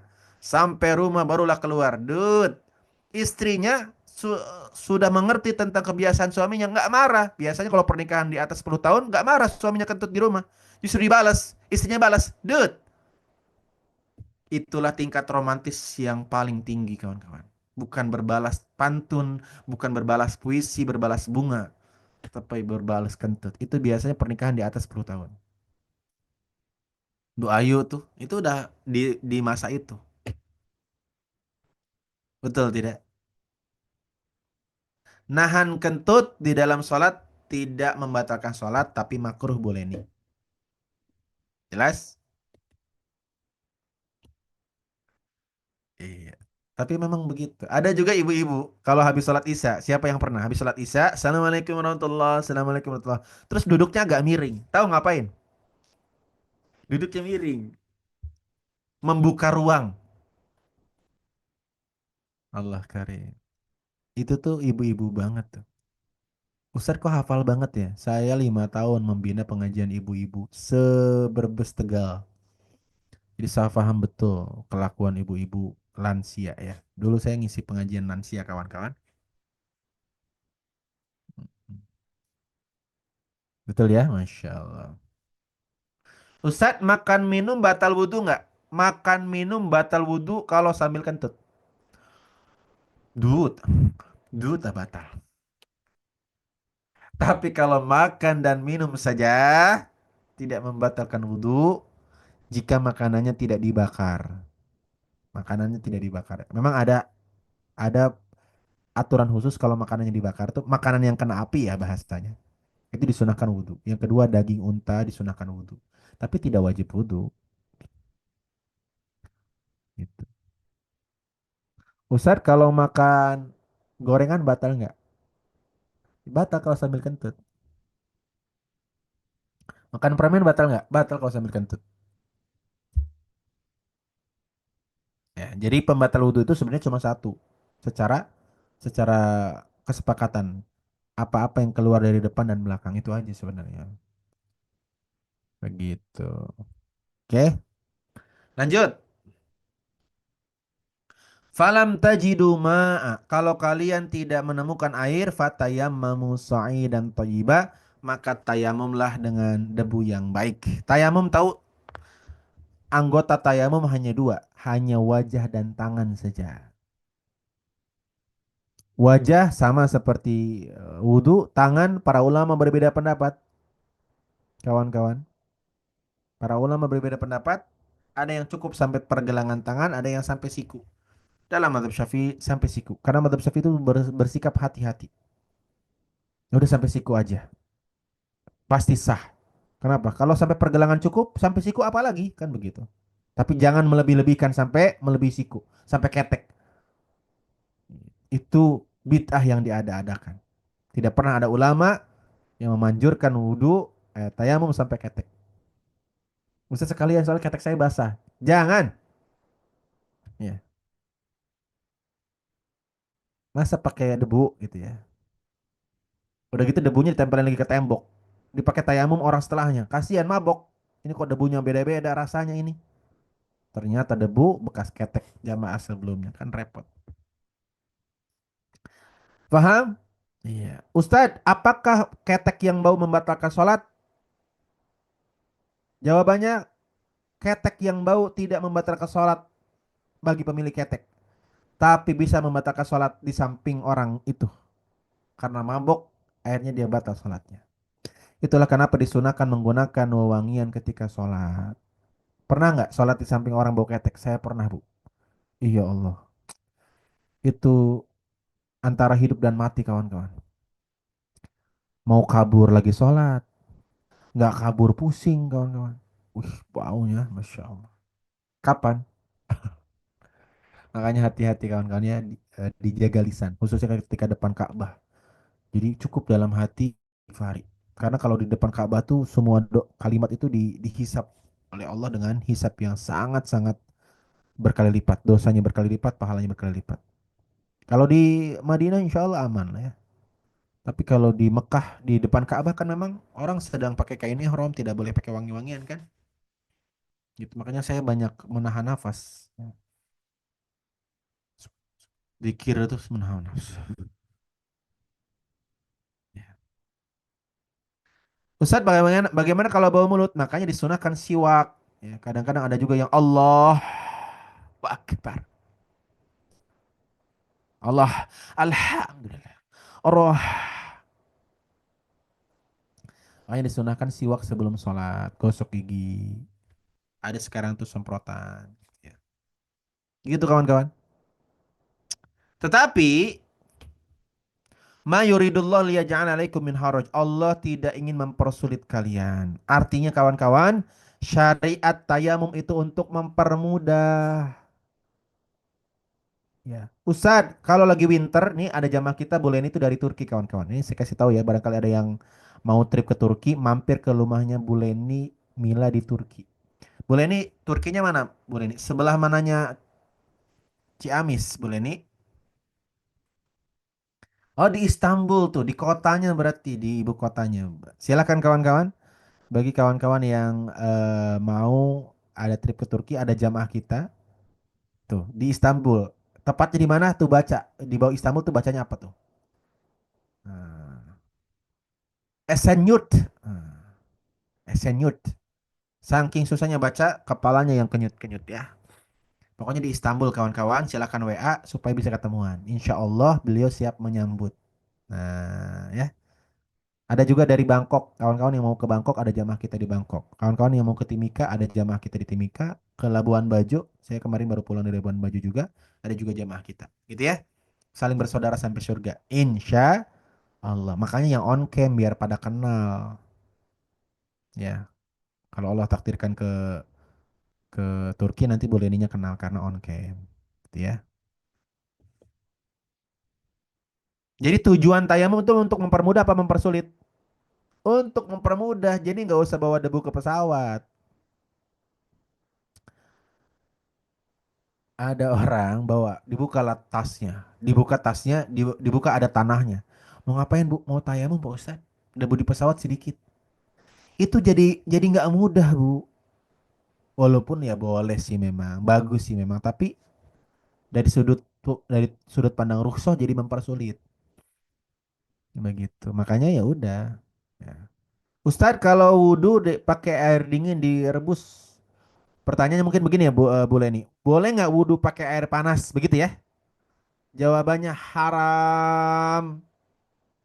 Bolehnya pakai air hangat. Kalau air panas haram karena bisa membuat Anda celaka. Anda tidak jadi sholat malah disolati. Karena airnya masih panas. Maka yang boleh wudhu pakai air hangat.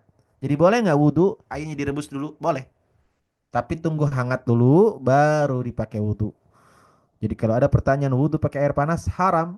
Karena Anda jadi nggak jadi sholat malah disolati. Boleh nih. Paham boleh nih ya? Ya. Jadi perubahan suhu tidak mempengaruhi air itu suci atau tidak. Perubahan suhu itu. Walaupun memang ada dalam mazhab Syafi'i namanya air musyammas. Apa itu air musyammas? Air yang panas gara-gara terkena sinar matahari. Itu sah buat berwudu tapi makruh. Tapi tetap sah. Iya, itu namanya air musyammas Bu Khairiyah. Ya, air musyammas itu dalam mazhab Syafi'i sah tetap berwudu tapi makruh. Apa salah satu hikmahnya bisa melahirkan penyakit kulit? Makanya kalau air itu panas gara-gara matahari, dibiarin dulu biar adem. Biasanya kan panas gara-gara tandonnya di luar kan karena matahari. Begitu. Jelas ya? Habis tahajud mata terpejam, terus bangun, wudhu lagi apa nggak usah? Nggak usah kalau memang nggak kentut. Tapi kan Anda tidur, tahu dari mana Anda kentut? Nah, kecuali begini, kecuali Anda nyuruh bilang bilang ke suami, suami, aku mau tidur, tolong awasin aku selama tidur ya. Tolong laporan kalau ada aroma tidak sedap atau ada suara dari duburku. Kalau ada yang ngawasin Anda sepanjang tidur, Anda mau tidur 1 jam tidak batal wudhu. Karena Anda yang memastikan Anda selama tidur kentut atau tidak. Tapi kan nggak ada. Makanya ulama mengatakan kalau tidur wudhu lagi aja. Kenapa? Karena kita nggak tahu. Bisa dipahami sampai sini? Ada pertanyaan lagi? Jelas ya? Ustadz tapi ntar tidur, ntar apa nih? Tipe sepertinya. Diperbaiki lagi ngetiknya Bu Siti Karimah. Saya tidak bisa membaca bahasa selain bahasa manusia soalnya ya. Oke.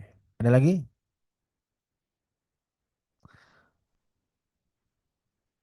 Ah, Bu, pelan-pelan ngetiknya Bu. Bu Siti Karimah pelan-pelan ngetiknya. Maksudnya tidur sambil duduk. Nah, apa duduk tidak batal wudhu? Tahu nggak kenapa? Karena orang itu kalau tidur sambil duduk dan tidak bersandar, itu lubang kentutnya tertutup. Jadi nggak mungkin kentut. Itulah kenapa, walaupun tidur tapi sambil duduk, tidak batal wudhu karena orang yang kalau duduk itu nggak bisa kentut. Makanya kalau orang mau kentut kan miring dulu nih. Orang tuh kan kalau mau kentut jadi keajaiban dunia dulu. Apa? Menara condong. Miring dulu. Oh berarti keajaiban dunia menara condong itu mau kentut? Enggak begitu. Anda kok kesimpulannya jauh banget ya. Anda tahu nggak menara condong? Menara yang miring itu loh.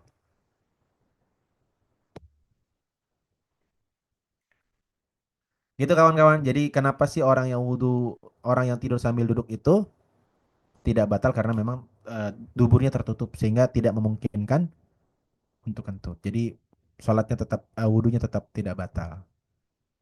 Jadi paham ya kenapa para ulama mengatakan tidur sambil telentang batal, tidur sambil duduk tidak batal. Tahu nggak? Bukan tentang terentang dan duduknya, tapi tentang duburnya terbuka atau tidak. Kalau sengaja pakai air hangat dengan water heater boleh-boleh bunda. Boleh.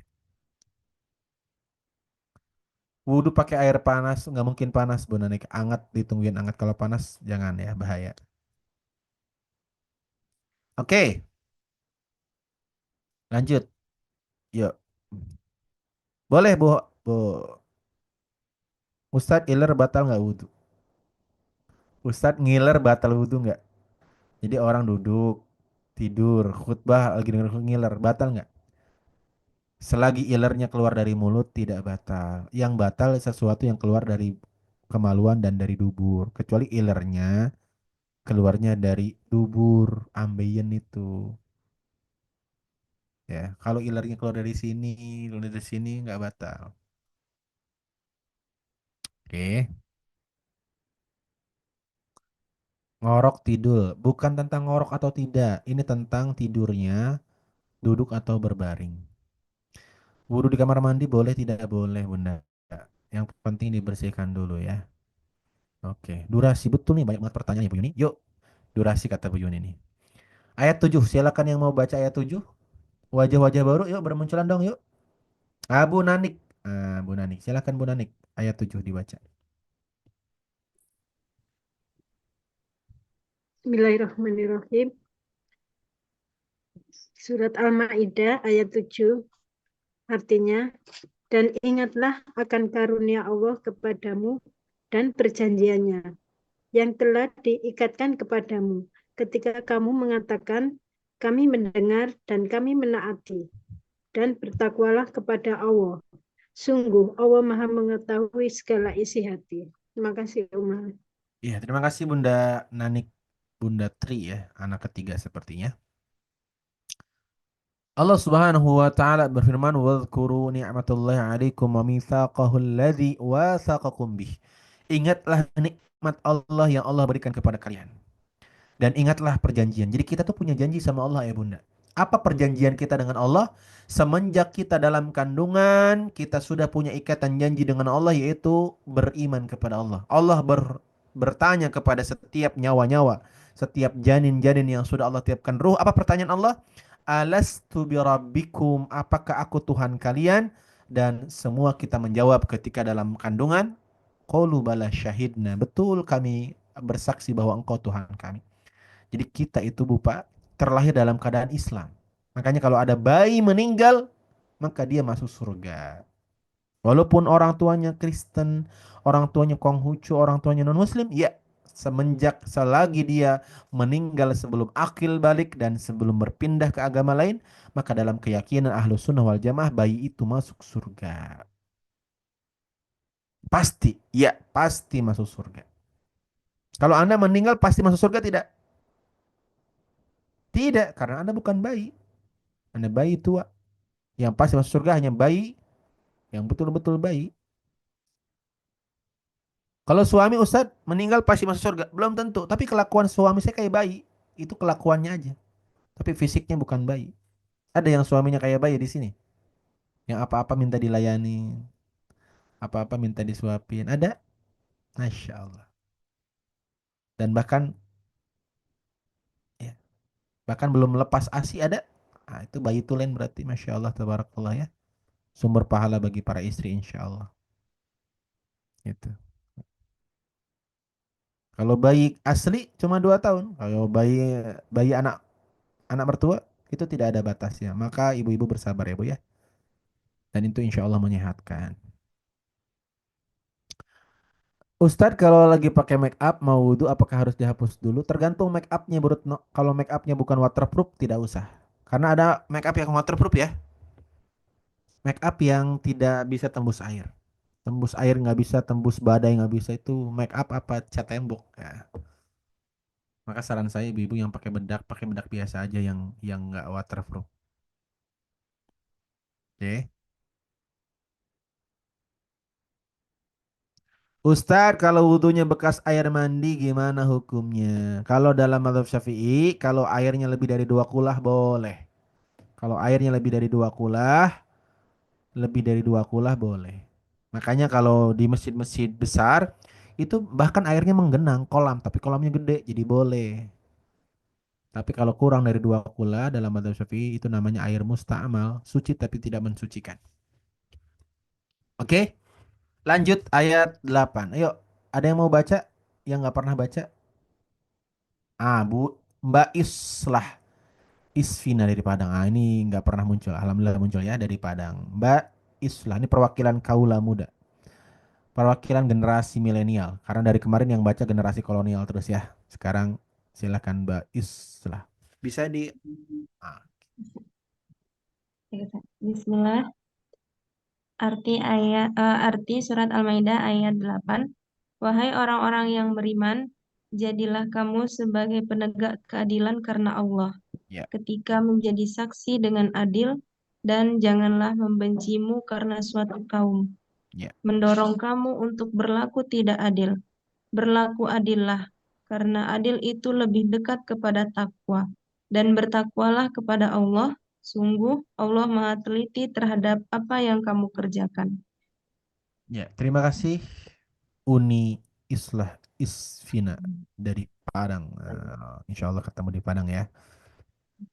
Allah Subhanahu wa taala berfirman, "Ya ayyuhalladzina amanu kunu qawwamina lillahi syuhada'a bil qist. Wa la yajrimannakum syana'anu qaumin alla ta'dilu." Ayat ini membahas tentang keadilan. Jadi jangan sampai kebencian kita terhadap seseorang membuat kita tidak adil menghukumi dia. Jadi Islam itu agama yang fair. Walaupun kita cinta, kalau dia salah kita katakan salah.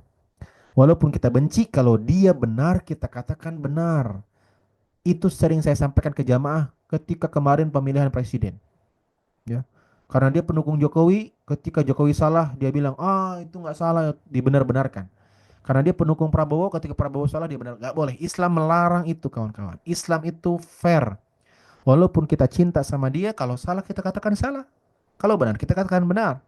Sebaliknya, kalaupun kita benci sama seseorang, kalau dia benar, kita katakan benar. Anda benci sama seseorang, misalnya si A. Si A-nya berbuat baik sedekah. Anda jangan bilang begini, ah itu mah pamer, itu mah pamer. Pamer tuh sengaja biar dibilang dermawan itu. Enggak, dia sedekah secara zahir dia baik. Walaupun Anda benci, Anda harus bilang dia baik karena dia bersedekah. Urusan niat, urusan dia dengan Allah Subhanahu wa taala. Tapi giliran cinta ada orang mencuri, dia bilang apa? Itu nggak mencuri itu niatnya membantu, membantu mindahin TV dari rumah pemiliknya ke rumah dia. Jadi jangan sampai cintamu membuat dirimu buta melihat kesalahan orang. Jangan sampai bencimu membuat dirimu buta melihat kebaikan orang. Jelas? Makanya selalu saya sampaikan, jangan berlebihan mengagumi saya. Jangan. Saya paling khawatir itu. Anda boleh suka ngaji di rumah muslim, boleh suka dengan cara penyampaian saya mungkin membuat hidup Anda melupakan hutang sejenak. Boleh-boleh saja. Tetapi jangan berlebihan. Saya manusia biasa yang banyak kesalahan dan kekurangannya. Bahkan ketika saya keluar rumah, saya menghilangkan atribut keustadan saya. Saya pakai kaos biasa, pakai celana jeans. Mungkin nggak kelihatan seorang ustadz. Dan saya memang tidak ingin terlihat sebagai seorang ustadz di luar. Ya. Dan saya lebih suka jadi sahabat, berbincang, ngobrol, kawan-kawan ya. Jadi kalau Anda suka sama seorang seustadz, jangan berlebihan. Khawatir nanti Anda akan sakit hati ketika ustadz itu melakukan sesuatu yang Anda mungkin tidak suka. Begitu. Ustadz kalau cukur kumis terus keluar darah dikit, itu batal nggak wudhunya? Kalau darahnya keluar dari hidung, tidak batal. Kan saya bilang wudhu itu batal kalau keluar dari kemaluan dari dubur. Begitu. Ustadz kalau tidur pakai baju loreng, kok Bu Gita tahu korban istri belikan?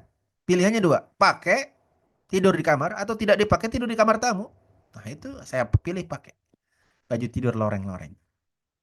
Begitu tahu ya, mesti suaminya korban korban paksaan begitu nih. Perlu saya kirim fotonya? Jangan. Bisa dibuat emoticon nanti sama jamaah. Apalagi jamaah SS di sini berkeliaran, masya Allah, tabarakallah. Cukup istri saya saja yang tahu. Ya. Baju tidur tapi loreng-loreng, Kang Abdul banyak di online. Begitu kayaknya beli buat suaminya. Ustadz kalau lagi wudhu terkena darah nyamuk batal tidak batal. Tidak batal kalau sedikit, itu namanya ma'fu. Tapi kalau darah nyamuknya seember batal karena itu najis jadinya. Hanya kalau sedikit tuh ma'fu. Sedikit tuh berapa? Sebesar segini nih. Kalau darahnya cuma segini, ya, tidak batal. Oke? Satu ayat lagi. Jadi ayat 8 perintah adil. Walaupun benci tetap harus adil. Cinta juga harus adil. Musabrina. Habis wudhunya bukan anak Uma. Batal nggak wudhunya? Anak siapa yang cebokin? Anak mertua. Jawabannya batal menurut madhab Syafi'i Ibu Sabrina karena menyentuh kemaluan dalam madhab Syafi'i membatalkan wudhu. Menyentuh kemaluan dan menyentuh dubur. Kecuali nyebukinya tidak menyentuh, ditiupin doang tidak batal wudhunya. Ah, tidak batal. Nah, jadi bisa nyebokin anak tidak membatalkan wudhu, bisa. Tapi jangan disentuh duburnya, jangan disentuh kemaluannya, ditiupin aja. Jadi mulut Anda jadi apa tuh? Kan ada tuh pengering. Silahkan bisa dipraktekkan, wahai para nenek-nenek yang sering nyebukin cucunya. Tiupin aja. Kalau pakai sarung tangan tidak. Kalau pakai sarung tangan karet baru tidak batal karena tidak bersentuhan dengan kulit ya. Masya Allah. Siap. Satu ayat terakhir. Bu April. Nah, Bu April dari Semarang. Lahirnya mesti bulan April.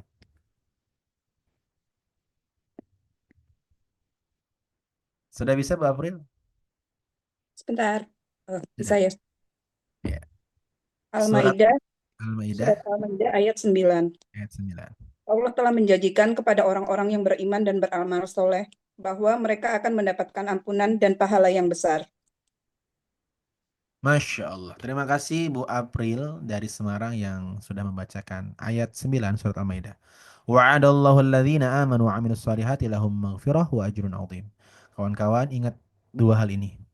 Berbuatlah baik, berbuatlah taat untuk mendapatkan dua, ampunan dan rahmat Allah. Ampunan dan surganya Allah. Gak usah berharap balasan dari manusia. Karena berbuat baik, berharap balasan dari manusia itu sumber rasa kecewa, sumber sakit hati. Betul tidak? Ya, makanya kalau ibu-ibu di sini pagi-pagi buatin sarapan buat suaminya. Kenapa buatin sarapan? Supaya dapat ampunan dari Allah dan mendapatkan balasan dari Allah. Bukan dapat pujian dari suami. Ya. Karena suami itu, laki-laki itu susah banget muji. Benar gak Bu? Tapi kalau ada kurang, dia sebutin kekurangannya. Kalau ada lebih, dia nggak sebutin kelebihannya. Benar gak? Laki-laki itu egois. Benar gak? Mau didengar, tapi nggak mau dengerin. Benar gak Bu? Dia mau didengar, tapi dia nggak mau dengerin. Laki-laki itu pengen dimengerti, tapi dia nggak mau mengerti tentang perempuan. Benar nggak? Benar, benar lagi.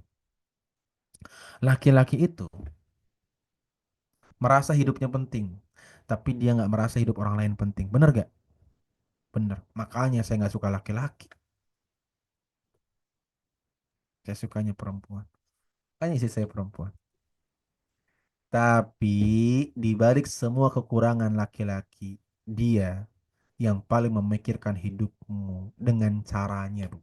Memang caranya begitu, diam. Diamnya suami itu, Bu, bukan ngelamun, tapi memikirkan banyak hal. Itu kalau kepala perempuan di scan, kepala perempuan dan laki-laki di scan beda isinya.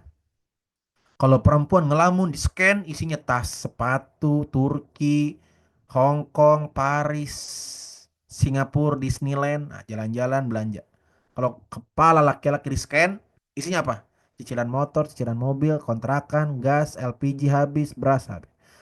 Kawan-kawan. Jadi tolong pahami kaum laki-laki itu diamnya bukan cuek, diamnya itu berpikir keras untuk tetap stay alive, survive dalam hidupnya menghidupi Anda kawan-kawan. Itu. Hah?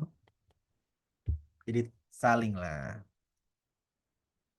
Iya, kalau perempuan di scan isinya Singapura. Suami lagi ngelamun, ya Allah, bulan ini cukup gak ya penghasilan? Soalnya nambah cicilan lagi. Tiba-tiba istri datang, sayang, iPhone 16 udah launching. Ya Allah, itu bawaannya mau mati aja tuh suami. Orang dia lagi pusing nih. Bulan ini cukup gak ya? Tiba-tiba datang istri, cerita iPhone 16. Allah karim. Wahai para istri, mengertilah kondisi suamimu ya. Kalau suamimu berkecukupan, berkelimpahan, bolehlah. Tapi kalau suamimu sedang diuji dengan kesempitan, jadilah wanita penyejuk pandangan baginya. Berkatalah dengan kalimat yang sejuk, sayang. Aku nggak apa-apa kok, kamu nggak punya uang. Yang penting kamu di rumah, aku bahagia. Yang penting cintamu tetap untukku, aku bahagia sayang. Begitu dong. Sayang, udah nggak apa-apa, nggak usah mikirin. Ya, aku makan sama tempe dan tahu juga nggak apa-apa kok. Yang penting minumnya satu, boba ya. Ya Allah, minumnya boba. Lah satu satu gelas boba 25.000. Sama aja. Allah karim. Sayang, aku sederhana kok hidupnya. Aku mah yang penting sayang. Makan pop mie juga nggak apa-apa deh. Oh, suaminya seneng. Makan pop mie deh. Tapi di Singapura. Ya Allah, makan pop mie di Singapura. Allah karim. Memang makan pop mie di luar negeri itu lebih nikmat ya? Bener gak? Ada nggak yang setuju dengan saya? Makan pop mie di luar negeri itu lebih nikmat. Iya kawan-kawan. Ya, beberapa kali saya ke luar negeri itu makan pop mie itu beda banget. Masya Allah. Karena apa? Karena jarang gitu ya. Karena udah kangen dengan makanan Indonesia. Begitu. Gitu ya kawan-kawan ya. Nah, jadi mulai sekarang setiap berbuat baik, ingat dua hal balasannya. Ampunan Allah dan pahala yang besar, bukan pujian. Paham? Jadi kalau kita nggak dapat pujian, nggak apa-apa. Kalau kita nggak dapat sanjungan, nggak apa-apa. Yang penting dapat ampunan dari Allah dan dapat pahala dari Allah. Karena Allah tidak pernah menyia-nyiakan kebaikan sekecil apapun dari hambanya. Walaupun manusia tidak mengucapkan terima kasih, tapi Allah itu asyakur. Apa arti asyakur? Allah tuh paling respect, paling mengapresiasi kebaikan. Wa may ya'mal mithqala dzarratin khairan yarah. Siapapun yang melakukan kebaikan sekecil apapun, dia akan melihat balasannya. Begitu. Gitu ya. Wahai para istri, berbuat baiklah kepada suami, bukan supaya suami baik kepada Anda. Jangan. Udah fokus aja. Urusan suami mau berbuat jahat sama Anda, urusan dia sama Allah Subhanahu wa taala. Tugas Anda berbuat baik, pahalanya buat Anda.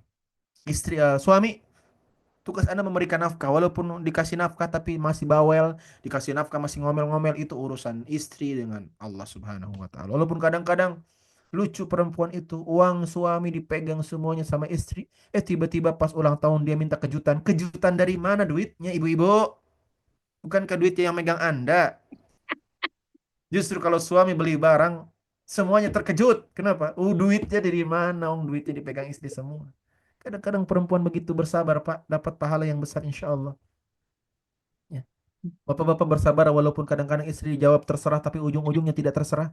Sayang, malam hari ini kita makan malam di luar saja ya. Mau makan apa? Terserah. Yaudah kita makan sate ayam. Ah, bosan. Bakso nggak kenyang. Martabak nggak enak. Bersabar, Pak. Itu ladang pahala bapak-bapak. Dan nggak akan lama dunia ini. 60 sampai 70 tahun saja. Sabar, masuk surga insya Allah. Dan di surga sudah menunggu bidadari-bidadari yang cantiknya tidak pernah terbayangkan. Dan Anda mendapatkan jatah lebih dari satu. Jadi bapak-bapak yang selama di dunia pengen poligami tapi nggak berani, di surga otomatis. Makanya saya sampaikan ke bapak-bapak, Pak, yang rajin ibadah, yang sabar ngadepin istri, insya Allah Anda akan mendapatkan bidadari lebih dari satu di surga. Masya Allah.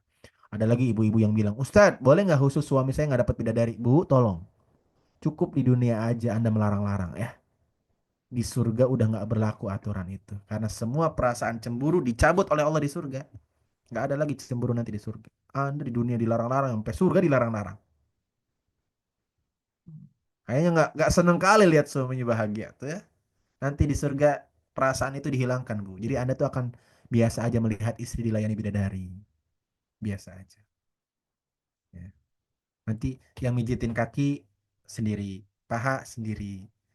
Oh, Masya Allah. Indah nggak? Indah bapak-bapak. Makanya yang sabar Pak Komar ya. Yang sabar. Nah, terus balasan perempuan apa kalau masuk surga Ustaz? Dapat bidadara nggak? Nggak dapat bidadara. Perempuan itu kalau masuk surga akan Allah jadikan bidadari tercantik mengalahkan bidadari penghuni surga. Jadi anda-anda nih kalau masuk surga Allah akan jadikan wanita tercantik. Jadi apa ya? eh, Ketuanya bidadari. Jadi mohon maaf banget. Di surga nggak ada penghuni surga yang wajahnya kayak Anda di sini. Mohon maaf sebelumnya ya. Kenapa nggak ada? Karena cantiknya wanita bidadari tidak pernah bisa dibayangkan. Kenapa? Saking cantiknya. Digambarkan, Ustadz berarti saya pernah dengar Ustadz, katanya bidadari itu transparan ya Ustadz kulitnya. Jadi kalau minum airnya kelihatan. Itu tidak jadi cantik, itu mengerikan. Jadi tolong jangan membuat bayangan yang tidak ada di Quran dan hadis. Mana ada sampai airnya kelihatan, itu bukan cantik, itu mengerikan ya. Berarti tengkoraknya kelihatan dong. Pokoknya cantiknya bidadari tidak bisa dibayangkan. Begitu ya. Bersabar. Wallahu a'lam bishawab. Semoga bermanfaat dan insya Allah kita ketemu lagi besok di halaman 109. Urut insya Allah sampai khatam. Setuju nggak? Istiqomah sampai khatam. Setuju? Setiap halaman kita bahas. Dan share linknya ke banyak orang supaya mengalirkan pahala ngaji bahagia pagi-pagi. Membangun mood yang positif gitu ya. Iya, sengaja saya buat bahagia pengajiannya karena bagi saya membuat Anda tersenyum itu prestasi kawan-kawan. Di tengah hutang belum lunas, ya, cicilan banyak, bisa senyum tuh prestasi. Makanya saya berusaha banget untuk membuat Anda tersenyum dan tetap mendapatkan ilmu. Masya Allah, tabarakallah. Karena saya ingin membuktikan bahwa ngaji itu bisa lo bahagia. Betul tidak? Gak mesti maksiat untuk bahagia. Gak mesti ke klub malam, gak mesti main hal-hal yang tidak baik. Ngaji pun bisa bahagia. Asal sama-sama kita saling mengerti dan saling mendoakan semoga kita istiqomah begitu. Bahagia tidak ngajinya? Jawab di kolom chat. Bahagia tidak? Masya Allah. Gitu. Dapat ilmu nggak? Selain bahagia dapat ilmu nggak? Dapat ilmu. Dapat pahala nggak? Insya Allah. Komplit kawan-kawan ya. Jadi yuk sebarkan linknya karena kita nggak pernah tahu siapa di antara saudara kita yang butuh ilmunya. Dan insya Allah weekend ini ketemu lagi ya. Sabtu Ahad ditunggu di kelas eksklusifnya dan besok insya Allah ketemu lagi sama saya hari Kamis membahas halaman 109. 109 ada kisah menarik nih. Kisah tentang Bani Israel ya, tentang Lambe Turah. Ya. Bagaimana pembahasannya? Insya Allah kita bahas besok. Assalamualaikum warahmatullahi wabarakatuh. Waalaikumsalam warahmatullahi wabarakatuh. Masya Allah, tabarakallah, guru dakwah tercinta yang telah membersamai kita di pagi hari ini dengan penuh kebahagiaan ya. Bahagia bisa ketawa, bisa senyum ya. Insya Allah bahagia lahir dan batin kalau belajar sama Uma ya. Dapat ilmunya, dapat pencerahannya juga, dapat bahagianya lah ya. Selalu tersenyum ya. Kita doakan semoga gurunda kita senantiasa Allah berikan kesehatan, keberkahan, dan selalu membersamai kita ya. Dari pagi ke pagi. Amin ya Allah ya Rabbal Alamin ya. Yuk, Abdul tunggu lagi kehadiran ayah bunda abang kakak semuanya di hari esok di kelas Quranic Vibes. Insya Allah akan belajar kembali dengan Uma di hari Ahad atau juga hari Sabtu lewat program eksklusif Rumah Muslim ya. Menata takdir. Silakan yang belum mendaftarkan diri segera mendaftarkan diri. Sayang banget kalau ketinggalan ya. Masya Allah. Boleh ajak yang lainnya Kang? Boleh. Silakan ya Bunda ajak lagi sebanyak-banyaknya untuk bergabung bersama kita di program Rumah Muslim. Yuk, terima kasih atas ikut serta ya Bunda, Abang, Kakak semuanya berperan aktif di pagi hari ini. Mari sama-sama kita akhiri perjumpaan kita dengan mengucapkan hamdalah. Alhamdulillahirabbil alamin. Disempurnakan dengan doa kafaratul majlis. Subhanaka Allahumma wa bihamdika asyhadu an la ilaha illa anta astaghfiruka wa atubu ilaih. Link pendaftarannya nanti di-share kembali sama kami di link juga di grup Rumah Muslim. Nanti boleh Ayah Bunda cek terlalu ya. Update-update terkini, info-info terkini dari Rumah Muslim. Ayah Bunda terima kasih. Watur nuhun sadayana. Selamat beraktivitas semuanya. Sehat selalu. Abdul beserta kru yang bertugas mengucapkan terima kasih. Hatur nuhun. Barakallahu fikum. Akhirul kalam wabillahi taufiq wal hidayah. Wassalamualaikum warahmatullahi wabarakatuh. Waalaikumsalam. Warahmatullahi wabarakatuh.